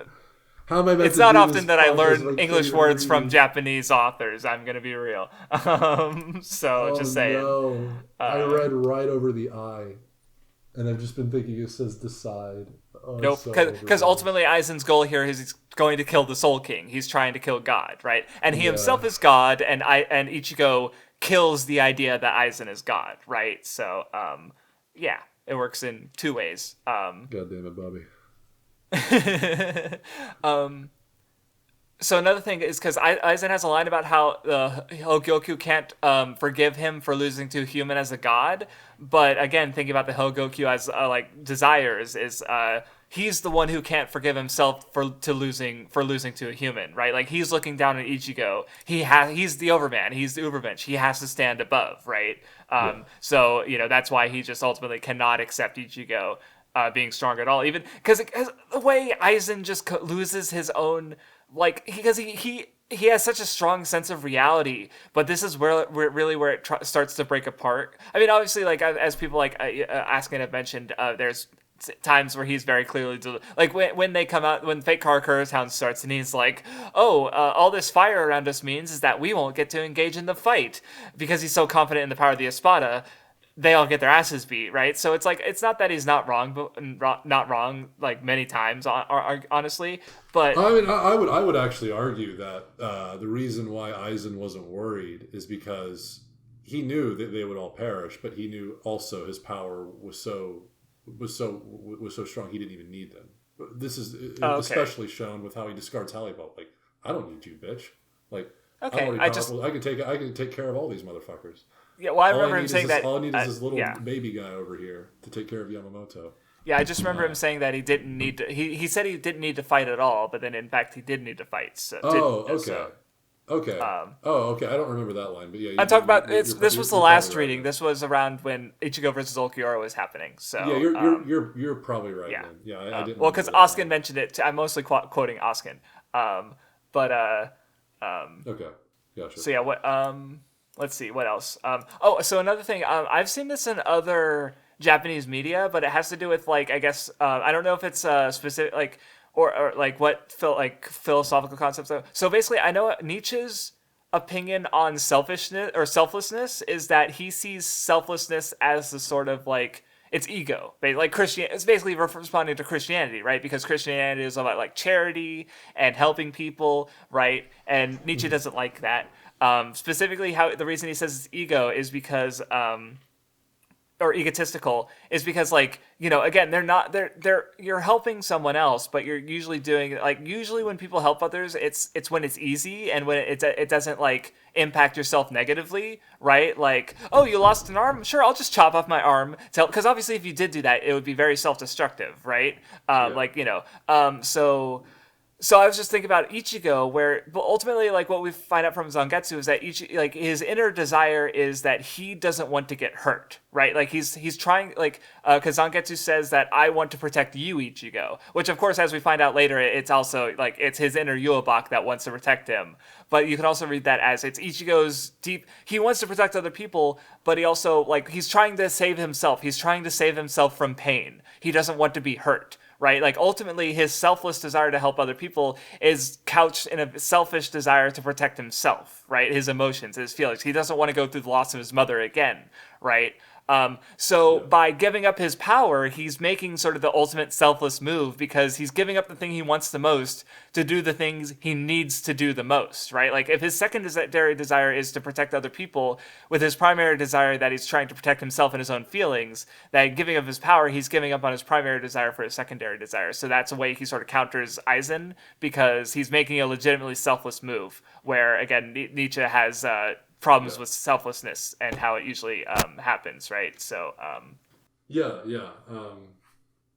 interesting that you coin it as that being his primary desire, his own. I was thinking, just because I don't know. I was just thinking about it that way, just because I've seen it like Kokoro Connect was another work I've seen that where the main character like he has a martyr complex where he wants to help other people, but as he shares with another person that he doesn't become for his own like self-satisfaction, basically. Like he helps others because it makes himself feel good, right? So again, there's just that idea I've seen recurring of just the idea of and I guess selflessness couched in selfishness. Yeah. Given tracing it back to Misaki because what did he feel more than anything else? It was of course despair that his mother died, but it was also like he pinned shame on himself, like I did this, I did that, rather than looking at like more objectively what actually happened.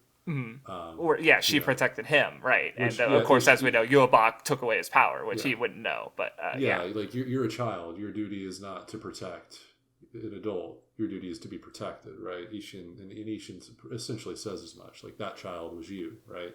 I can see, that makes sense. I like that. That's cool. That's especially how it relates to Aizen, like you said. That is really cool. So another point I want to bring up is so when the Hogyoku rejects Aizen, I think because like one of the ways I read that, because aside from like what Ichigo directly states about because ultimately Aizen wants to be understood, and Ichigo was the one to understand him. But I guess but also just going back. So, actually, also to correct. I don't think you've seen my Aizen video, but one point I make in it that I realize is actually incorrect is because basically I make the argument that like Aizen destroys the cleaner, right? I'm mixing up the names probably, but and that gives Ichigo the opportunity to train.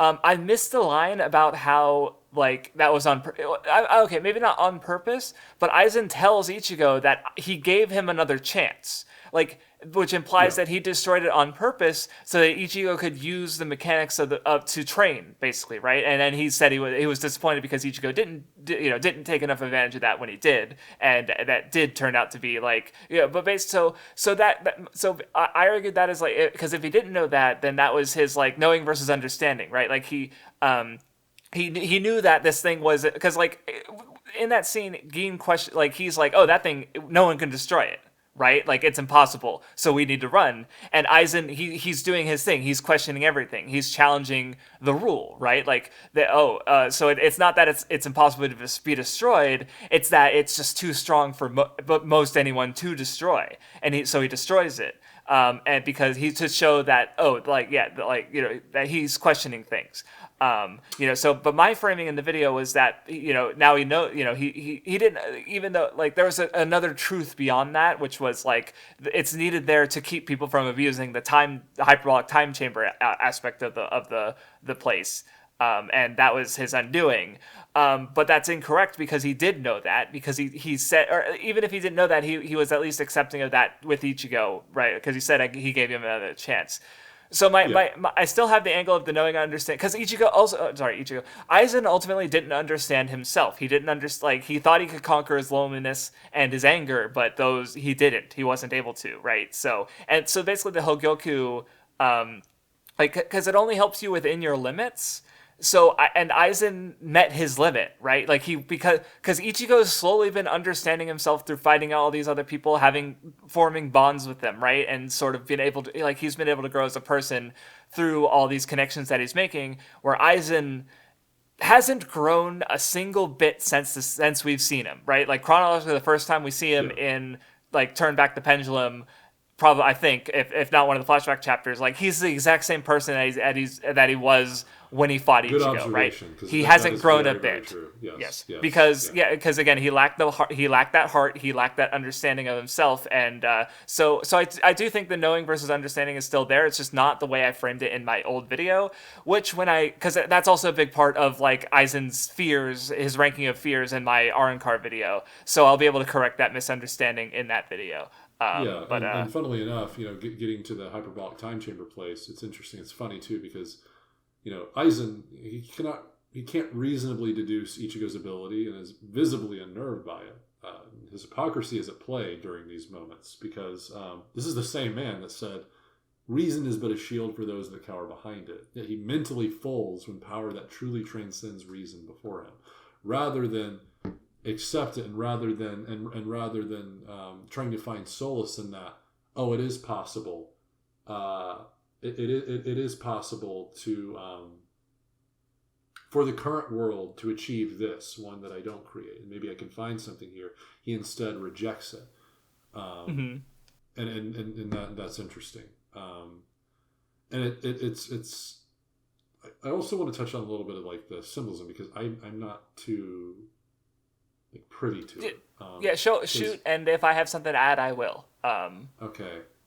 So one, for Ichigo, his guard on Tensa Zangetsu is bigger and the shape is wider. I mean, is there any because it's the whatchamacallit. It's like the swastika shape, whatever it's called. Manji? No, manji. Manju is food, and manji, yes. In this Tensa Zangetsu, I noticed, and visually, it's like bigger and like the shape is wider.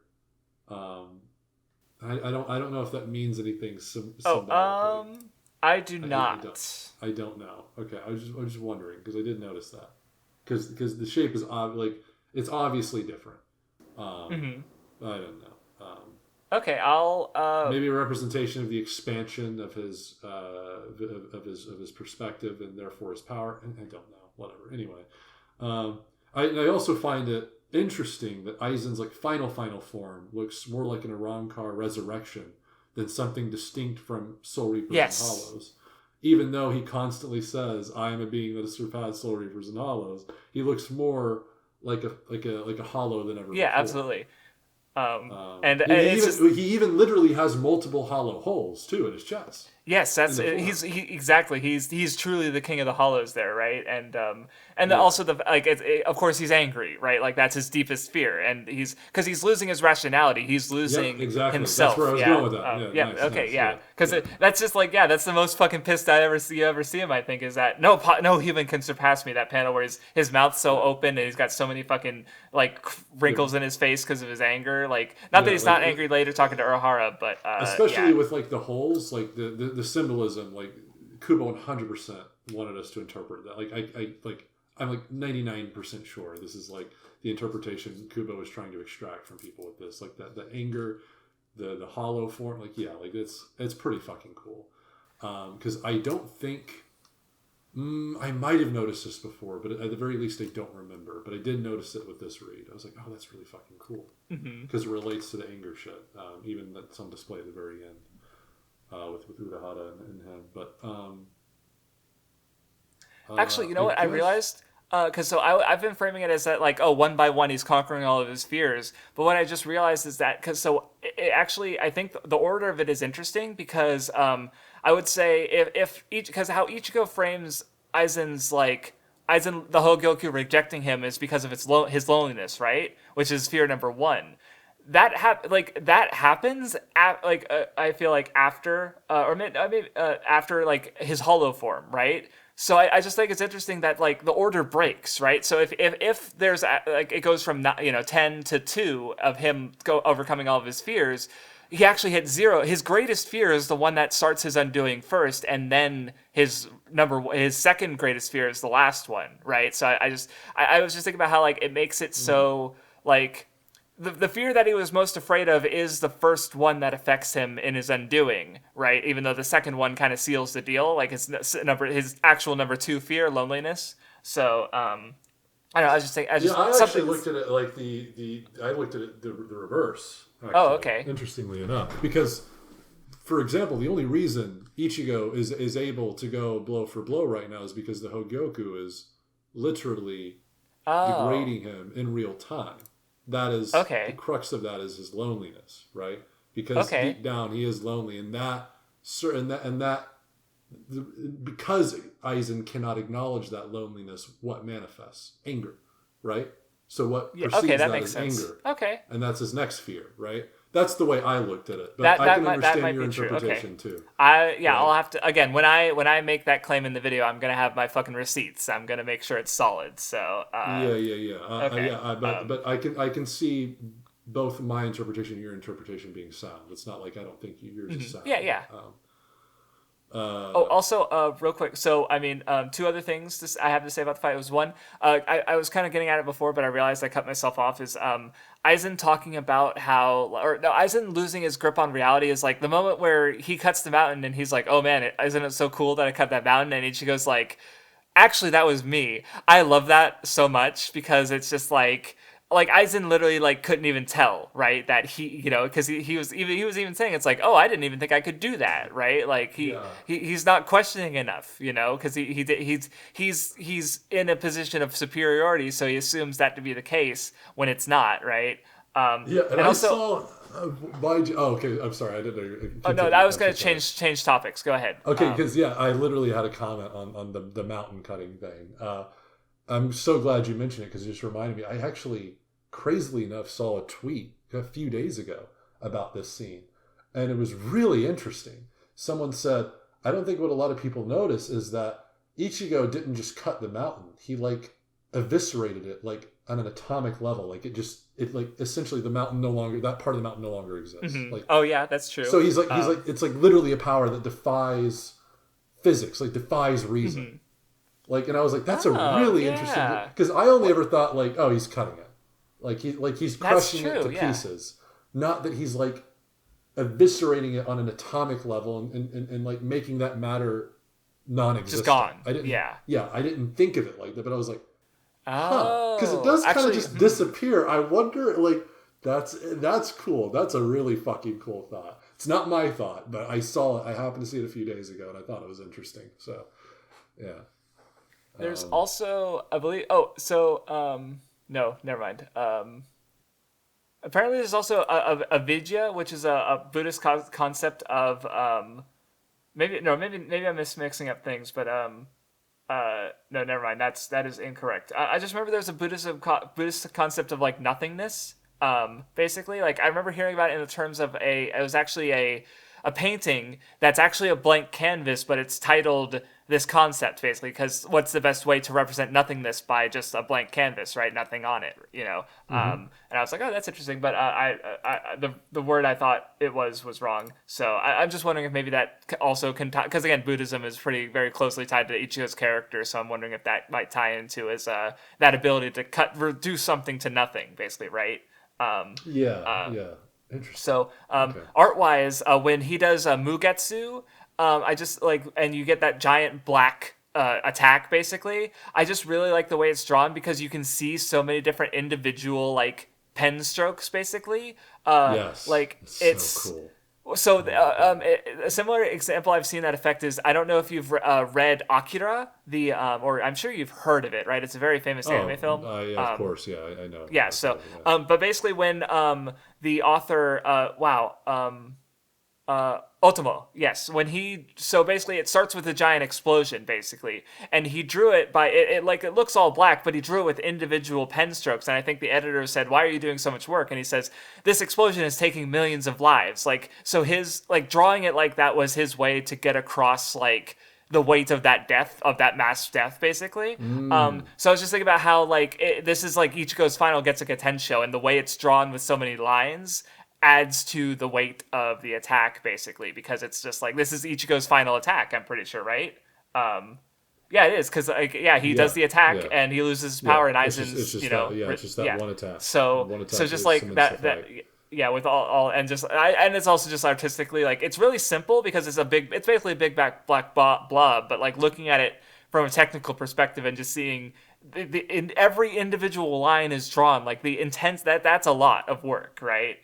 And very careful, like the way just the way it, you know, because there's a very clear like it's not just one big black blob, but there's a lot of gradation there in the middle, especially. It's so visually impressive, like especially now that you're putting it that way, like because I already had like I love that panel, but now that you're the individual pen strokes, I didn't even think of like the penmanship, but for sure.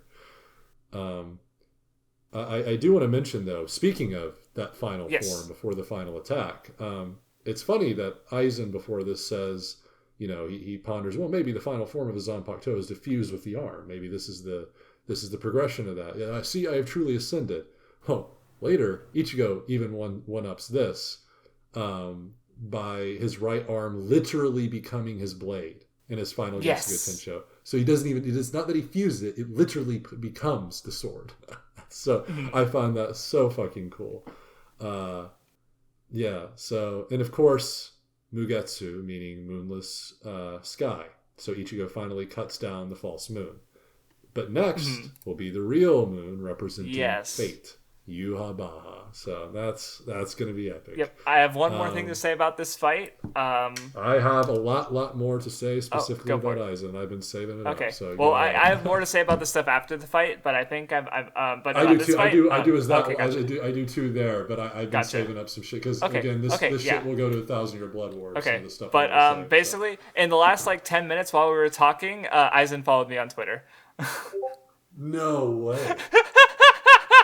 Oh, dude. It's so funny. I just like the timing is amazing. I just gotta say, because I like looked while we were talking. It's like, oh, I got a Twitter notification.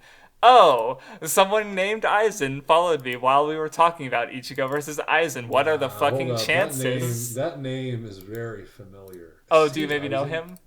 Is Sage Aizen in my community? I swear to God, I've seen Sage Aizen. Nah, he's got to be like at least a commenter on some of my videos, at least. Sage Aizen sounds very familiar. That's crazy though. Yeah, I just thought it was funny. You can go ahead and talk about because I guess I have been like dominating the discussion a bit, but what do you have to say? Because I know you have your video, and actually, by the way, we both do have videos. Mine was more like I've sort of talked about like, you know, the question everything angle, where yours was more focused specifically on Ichigo's arc through leading to Ichigo versus Aizen. Yeah. Well, no, really, yours was more focused on Aizen. Mine was more focused on Ichigo. Really. That's true. But they also still both culminate with that fight. And what I really liked about that video is the fact that we came to such different readings, because the fight it's so rich. Like, there's so much going on, and the fact that we both reread it and we both came away with new perspectives. Right? Yeah, because again, since I talked mostly about Ichigo, my Aizen perspective, I even had a discussion with Radman where through our conversation I had with him, I finally connected the dots on Aizen, and this is going to be part of that. I'm going to go get water while you talk about it, so go for it. Fuck, I gotta pee. Okay. How about you go pee, and then I'll get water, and then you just come back and start talking, whether I'm here or not. I'll be here. I've been holding it for like an hour, so and I can't. I don't think I can hold it anymore, so I'll be right back.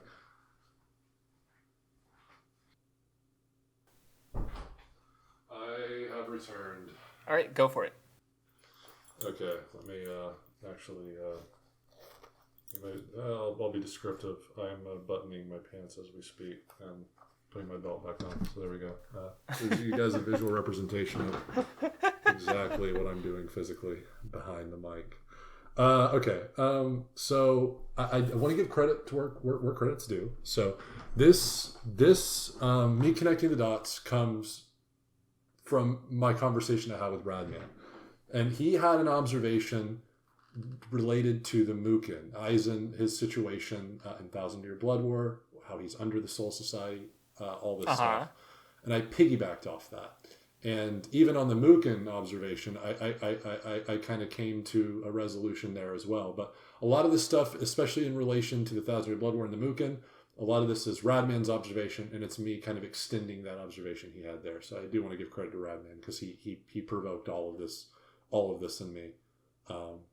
So yeah, anyway, so Aizen yearns for change for the sake of change, without a concrete end goal for the end. But this observation is merely surface level. That's actually not true. It's safe to say, given his deepest desire, his vision of change is one where he creates a world where people are in the most optimal environment for continuous evolution. This rooted in his emotional plea for a peer to look eye to eye with. Ironically, in this path, in order to create a world in his vision, he must be the new God. In other words, above everyone. In creating his ideal world, he would never achieve heart, never achieve mental zen. This is exactly why the Hogyoku stops his ascension, because deep down, Aizen too knows his path is a concession that negates his true desire, being eye to eye with people. Even more ironic is that Aizen wasn't even right on step one of his equation, though. He yearned for drastic change, yet change can be drastic given it enough time to mature slowly. Aizen misses the Aizen misses the change occurring right before him, even as early as Turn Back the Pendulum. Urahara created a whole new faction within the confines of the system, one directly tied to development within Squad 12. Yet, through initiating this plan, Aizen halts Urahara's process for change. He halts it. The slow and steady kind that doesn't allow the system or that doesn't swallow the system it's trying to help. Because that's exactly what Aizen was trying to do. He was trying to discard all of it, swallow it whole, to create something new. Yet, that system itself was slowly and steadily changing, yet, again, he disregarded it. For instance, like in Soul Society, Shunsui and Ukitake literally fight the face of the 13th Squad system when they see incongruencies in its justice. It harkens back to reasons, but is but a shield for those who cower behind it. And my observation about Ukitake wielding a shield, right? But Aizen disregards all of this for his plan that's leading nowhere. While Aizen dropped intentional breadcrumbs he hoped people would pick up on in terms of his plan and who he truly was, the unintentional breadcrumbs of healthy change were all around Aizen. They just weren't dropping at a pace fast enough for him to notice. Just like notice the ones he was dropping. Yet at the end of the story, where he understands the heart more than ever, he's not above the Soul Society like he initially planned. He's actually below the change he helps foster through his plan with this conflict, below the Soul Society and Mukin. His war did help change the Soul Society, and he acts as a pillar holding up that change now. So, in reality, by being under the Soul Society, he's in a position far greater than he could have ever perceived, because he gets to look up at the change really he did foster with this conflict. The Soul Society are more stronger than they've ever been before. And this especially is cemented with him literally saying, before he starts fighting Yuhabaha, welcome to my Soul Society. Ah, right? yeah. He says those words, right? Welcome to my Soul Society. Yeah, because he truly acknowledges the changed Soul Society now. And he's like, oh, this is the place. Yeah, okay. I can accept this place. Maybe I'm just forgetting, but I don't think I quite understood that line before. Yeah. He's acknowledging the current Soul Society as resonant with his vision of progress. He can see now that his defeat was necessary to lead to actual change. And his battle alongside Ichigo at the end allows him the chance to finally feel what it's like to share one heart. So, for the first time, he can truly understand courage's origin. And during the battle, he demonstrates power that seems to be above what we were showcased when he was perfectly harmonized with the Hogyoku. Like, the stuff that he was implementing against Yuhabaha. And to confirm this, I went with the Kubologist himself. I was like, Radman, am I making shit up here? Like, is Aizen more impressive in his fight? He's like, bro, more than impressive. He's way more impressive in his fight with Yuhabaha. He's like, truly seems like a transcendental being. I'm like, bro, yeah, because he's more resonant mentally. Like, there's change around him and he helped foster it. Yeah, he's like mentally there. And, you know, as I've said time and time again on this podcast, mental is everything in a Bleach fight. So even in his combative prowess, it's showcased that like he's more resonant with himself and understands himself more than ever before, right? Yeah. And the man Aizen saw is no more than a... Okay, so this is in reference to Ichigo. The man that Aizen saw is no more than a perfect dummy to test his powers on the pinnacle of lower life forms, becomes the very man that Aizen would use to learn the root of transcendental strength. So at once, Aizen saw Ichigo as an experiment that would test his strength. But instead, later on, now he's looking at Ichigo as a truly ultimate being that he can learn from, rather. So the hierarchy goes from Ichigo below him to now Aizen looking up at Ichigo. And it's sort of not, I wouldn't say it's necessarily reverence. It's definitely not reverence, but at the very least, it's an acknowledgement that Ichigo had something he lacked. There's definitely, I think he absolutely comes to respect Ichigo, especially, like, the scene that always gets me is when Ichigo comes out and he's like, oh yeah, I kind of sensed that Kyoka Suigetsu was used, so I sort of acted accordingly, and Aizen just had that real, oh, you understood me, right? Like, you know, the thing that never happened, Yeah, exactly. But yeah, no, dude, I had an epiphany when I realized, like, because what I hadn't connected the dots on necessarily was, like, what was Aizen planning on doing? And then I realized, oh, of course, going with what we know about him, he wanted to create a world that was most optimal for people to progress.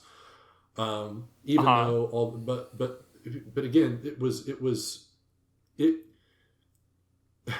ironically, it was a very immature way of approaching progression, because progression is slow and steady, but that doesn't mean it's not progression.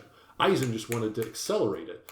But basically, he didn't even think it was happening because he couldn't acknowledge it was going too slow for his fast mind, right? Even his mind was going a mile a minute faster than everyone else, so it couldn't perceive that slow and steady change. So he acknowledged it as not change at all. Yet it was changing, and then that idea, it's just so cool when Radman was talking about Mukin and how Aizen's under it, and like he's like sort of a He's like the Soul Society. He sees that the Soul Society now as a changed place that he helped foster growth. And then I thought about it that way, and I was like, oh, bro. I was like, welcome to my Soul Society. He's acknowledging that, oh my God, like essentially he's acknowledging that he had to be defeated to get Soul Society to where it is now, and he's found peace with that, right? And that's why he's even combatively that's showcased with how he's stronger. So. Aizen's so fucking cool, man. He's so cool.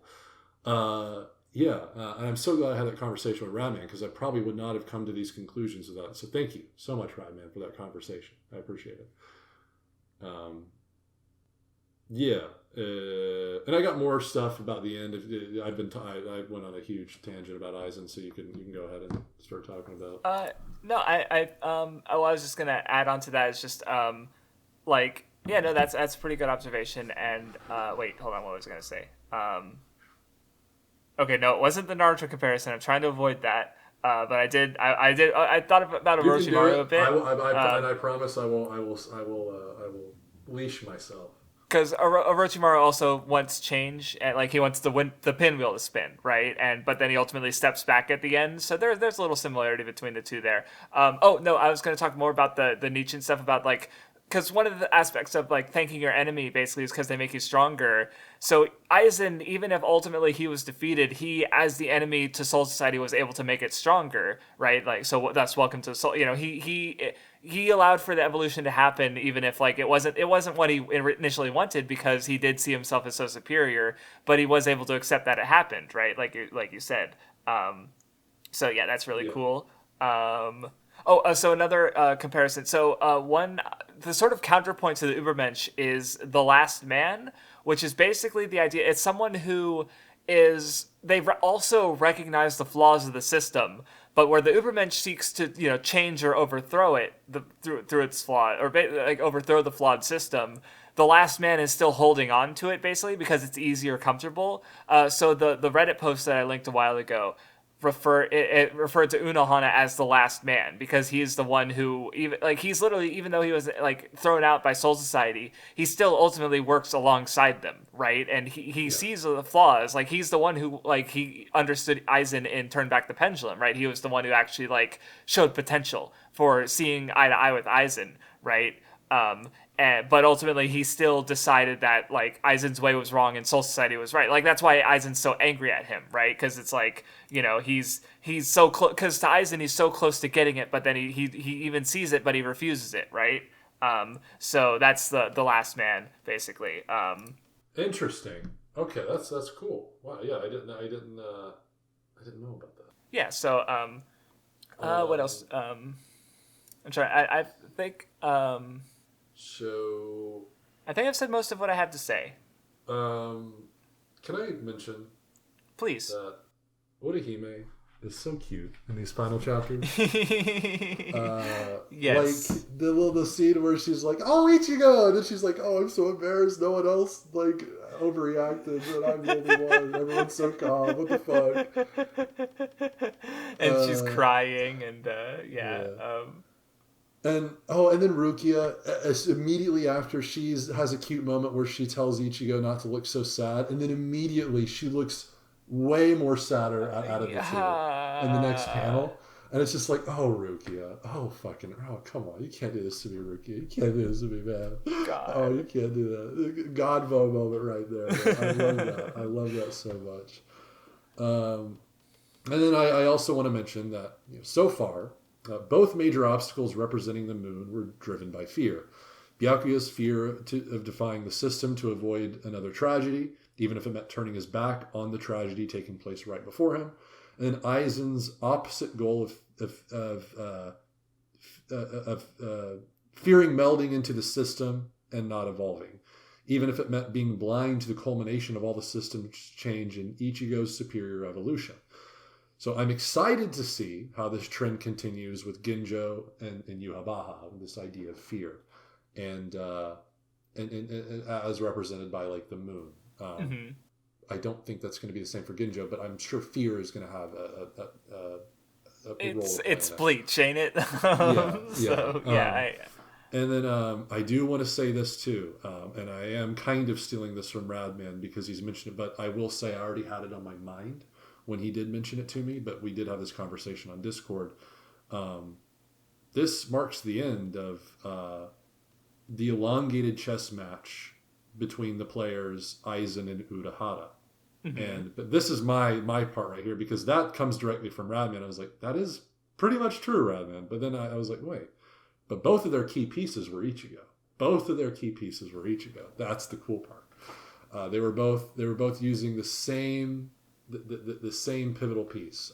Of course, for Aizen, it was because Ichigo was supposed to be the ultimate representation of what the opposing side had to offer. And as long as he could crush that, it meant he was truly transcendental. It was basically... yes. And for Urahara and his side, Ichigo was the trump card against Aizen. And, of course, Urahara wins the chess match. That starts from it was a matter of who bet on Ichigo, and Aizen bet against him, Urahara bet on him, and Urahara won, right? So, that's a really cool way to look at from chapter 1 to the end of Arankar. That's it for me, I guess. Yeah. Oh, I also like the two things from like I think it's the last chapter. Yeah, it's the last chapter of the reading. One is you get the little comedy scene with Yamamoto, and because Kenpachi, Byakuya, and Kyoraku all destroyed their captain robes in their fights, and Yamamoto's pissed off. Like that. I just like the way it's like, what do you guys think a captain's robe is? And it's like a nuisance, cheap. Fashion? Like, they're just so fucking stupid. Shunshui's response and his facial expression, like, fashion? I imagine that kind of voice, fashion? Well, I just like so Byakuya just being like, because he literally just said they were cheap, but he decided to say it again just to piss Yamamoto off. Like, it's so funny. Because he's just like, oh, I don't care about those cheap, I'll pay for those cheap rags, I guess. Like, he's so noble that they're cheap as shit to him. So, I don't know, just the repetition made it funny to me. And I also like, I don't know, Rangiku thinking about Gin again, and about how, like, because like going back to her poem about like wondering if she could still love the snake even after it's devoured, but she ultimately I always like about you. Yeah, exactly. So she ultimately for everything, and all of his mistakes, she still loved him, right? So it's like, which, correct me if I'm wrong, this is a direct contrast to, I think she says at the end of Soul Side something akin to like, I always hate that, or like I hate men, or like that's what I hate about men, or something like that. It's literally a direct contrast to what she was thinking at the end of the Soul Society. It's something like that, I'm pretty sure. I'm gonna quickly try and see it. Nope, I'm still too far ahead. What volume was that? Because if that's really interesting if she says something like that. Yeah, it's like she's got like a flower in front of her, and she's like, "That's what I hate." Oh, because it would have been after Gin left, and she's ruminating on that, right? I'm going to find that because that's really interesting. I honestly should have taken a note of this. That's immediately. No, I've been really trying, just in general, when I have a question, because I think you can tell when I'm not interested in something is when I encounter a question like something like that could lead to something interesting, and I don't follow up on that. Because I've been trying to be better about that, just because it's like I want to have the better understanding about things. And so having a question. I'm not quite as ambitious as you are. That's fine. But okay, I did not see it. I will hopefully. I got to do other stuff. I know exactly. I'm pretty sure it's when she's. There it is. I found it. I just found it. Yes. Yeah. I'm sorry, stupid man. I hate you. Yes, I found it. Yes, she does say that. I'm right. Thank God. Thank God I didn't make it up. Because he said she's remembering back to when he said I wish I could be your prisoner for a little while longer. I'm sorry, and he had that apology, that legitimate, genuine moment that we probably the first one we see of him, and she's you're stupid. I hate you because he doesn't get it. Right? Interestingly, he gave her something there, and her thought is I hate you, and at the end here. Oh, yeah. On face value, he essentially leaves her with nothing. But to her, that's more meaningful than anything else, and she loves that about it. That's really cool. So basically, that's the time that because again, we talked about how with Gin, he's kind of pushing things, like he's doing things that she wouldn't want because he thinks that she would want them. But what she does like about him is that understanding of her, right? Because when he gives her something that, she doesn't like that, but when he leaves without leaving him anything to remind her of him, that's the thing she likes, right? So it's if she actually heeded her, which I think goes to just the fact that, if Gin had just, opened up with her and just not gone she didn't want this. She didn't want this result, right? But he thought it was what he should do. And he was wrong, right? So I think it basically confirms that if Gin had gone a different path, she would have been fine with that. She didn't need him to obsess over his vengeance for her for something that she didn't seem to care about as much, right? So it's good. It's good. Wow. Good catch, because I forgot about that. Yeah. Dynamic is. I'm glad you mentioned that at the end, because that's really a poignant way to end this episode on. Some Gin and Rangiku. No, they've got a really good dynamic, considering, like, again, just going back to Bleach having such focus on minor characters. Like, I'm thinking about it, it's like, yeah, these two have one of the most interesting dynamics in the series, and that's for not sure. Because they're really good, and there's a bunch of good dynamics in the series, but this is a really strong one. So that does it for this discussion. Actually, it's funny that this was longer than the last discussion, even though the last one was 2 volumes longer. So, I figured that would be the case, though. But anyway, before I do not, me and Spicy are both gonna check and see where we're gonna divide up the last few readings, because we have 3 more left of Bleach. So it will be in the description. When I figure it out, I'm gonna message mine to HotBoySpicy, and then he'll either do his own or be like, yeah, that sounds good, and we'll see, and then we'll figure out, because it's gonna be like one of them is gonna be 8 volumes, and the other 2 are gonna be 9, because we have 26 volumes left by my count. That'll cover it for this discussion, and thank you very much for listening. Bye-bye. Goodbye.